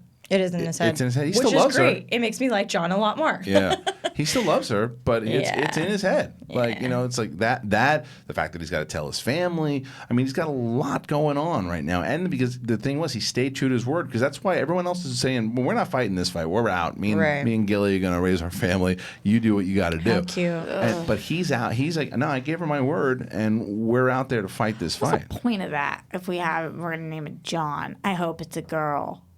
Because that's just like a funny burden. His humility again. It's just him like never wanting to be the one in power, and that's why everyone loves him and rallies behind This him. is foreshadowing. We're gonna end up seeing Gilly's goddamn frickin' John kid. What was that? God. Oh, okay. Listen, we very nice. To mention, Reilly, tell us a little bit about this giveaway that we're going to do. Yeah, we have the HBO shop provided 2 packs of a limited edition Tyrion pin, yes, and it comes with a black unisex T-shirt, I Drink and Know Things, a I Drink and Know Things rock glass, I Drink and Know Things bottle opener, and a dragon glass pin. Can I have all of that stuff? I know. I want all of it. When I was talking about this, there's 2 sets of them, so we have 2 to give away. One for me, one for you. Okay. Unfortunately, no. Oh, we have to give. We're going to give it to some of the listeners here. We're going to open up the phone lines. All right, we're going to open up the phone lines, and then if you get That's like the best giveaway we've ever done. Are we doing a who knows our quotes thing again? Do we have any of those questions, or no? We don't have any. No, we're going to talk Game of Thrones. Well, no, I don't talk about Game of Thrones. We can talk about anything you want. What I'm going to do is I'm going to see. We're going to pull some Game of Thrones trivia? Oh, I'm going to see. It's all about a good phone call, right? Because sometimes when people call up, some people freeze. Some get people. nervous. I know, but this is the thing. This is for Don't a be prize. nervous. This is right. This is for a prize because sometimes it's like when Saul comes in. When Saul comes in, Saul. Right? That guy, he's just flawless. Comes in, does his phone call, he's out.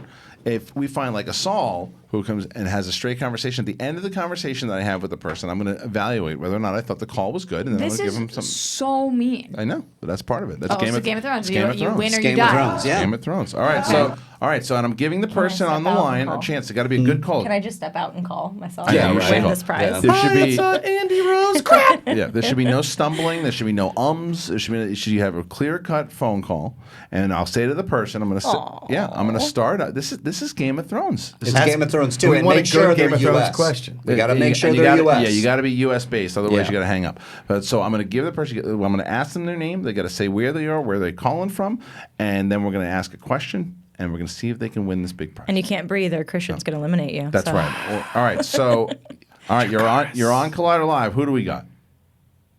This is Phil Pierce from Arkansas. Phil Pierce from Arkansas. Okay, you are U.S. How are you doing today, Phil? Doing pretty well. How about you guys? Good. So we're here talking about Game of Thrones. Well, give me a quick summary. What did you think about the episode? I thought it was really good. It definitely seems like things have slowed down since really the start of the season. I know the Battle of Winterfell was kind of the big episode everyone was waiting on, but really it just seems like they're basically teleporting, it seems like. 1 minute they're in this place, and then they're in that place, and they're kind of just jumping around while still not doing a whole lot. So that's just kind of how I feel about it. But overall, I think it's a good ending season so far. All right, Phil, this is what I think about your phone call. I think that I don't agree with anything you said. However, I think it was a very, very good phone call, and because of that, you win the prize. Yeah, there's one. Heck yeah. All right, Phil wins the prize. So how does he get it? Do you have a Twitter account? I do, yeah. Okay, great. Hit me up on Twitter. At Reilly Around. At Reilly Around, and I will contact you with details. Thank you, Phil from Arkansas. Great phone Thanks, call. Phil. Very, very impressed with Phil. So there you go, Phil. All right. We hear you, babe. Not bad. Do you love it? You like No, that These picture? are picture. amazing. Yeah, that's Zac good. Efron with a blonde wig. Like, this is a great room. It's you a good. guys. It's proud it's- of you. thank How you did it so much. smell when you walked in? You can be honest. Terrible. A little Funky.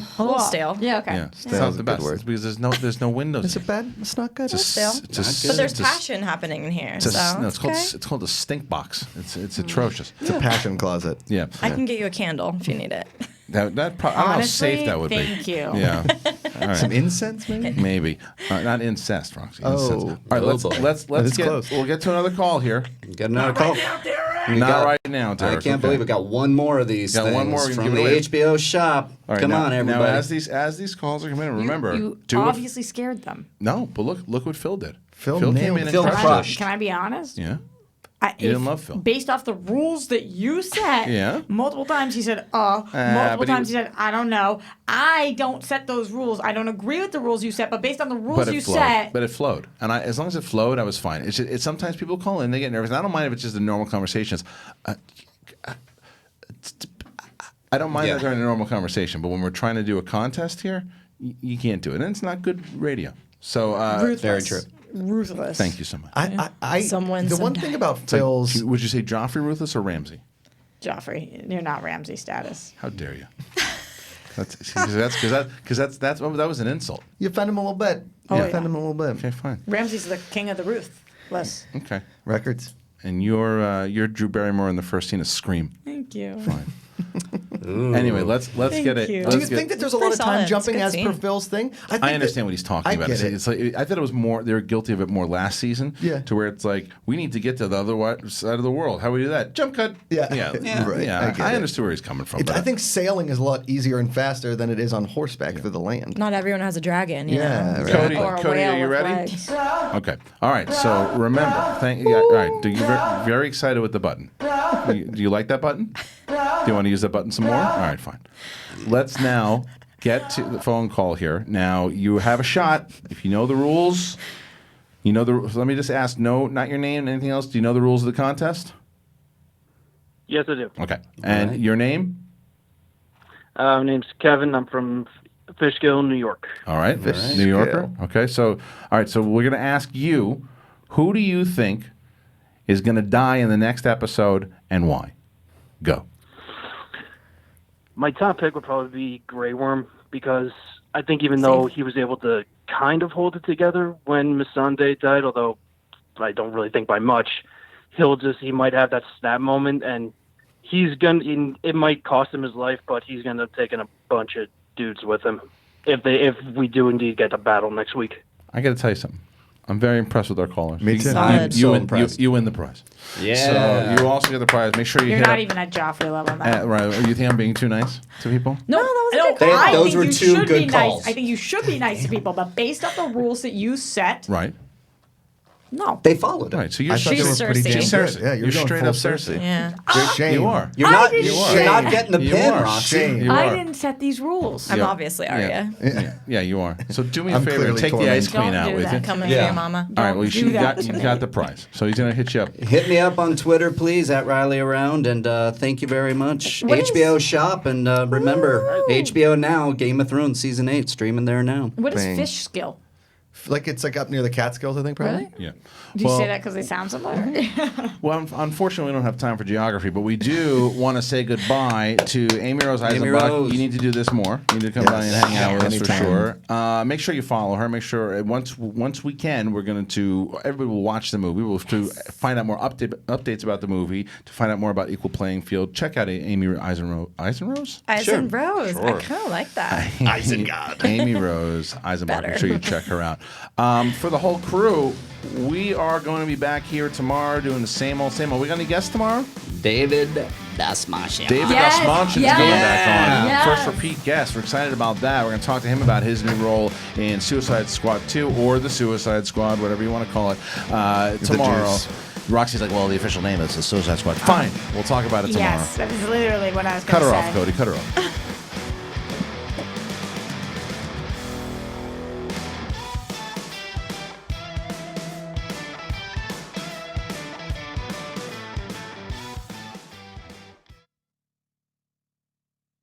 Gilly.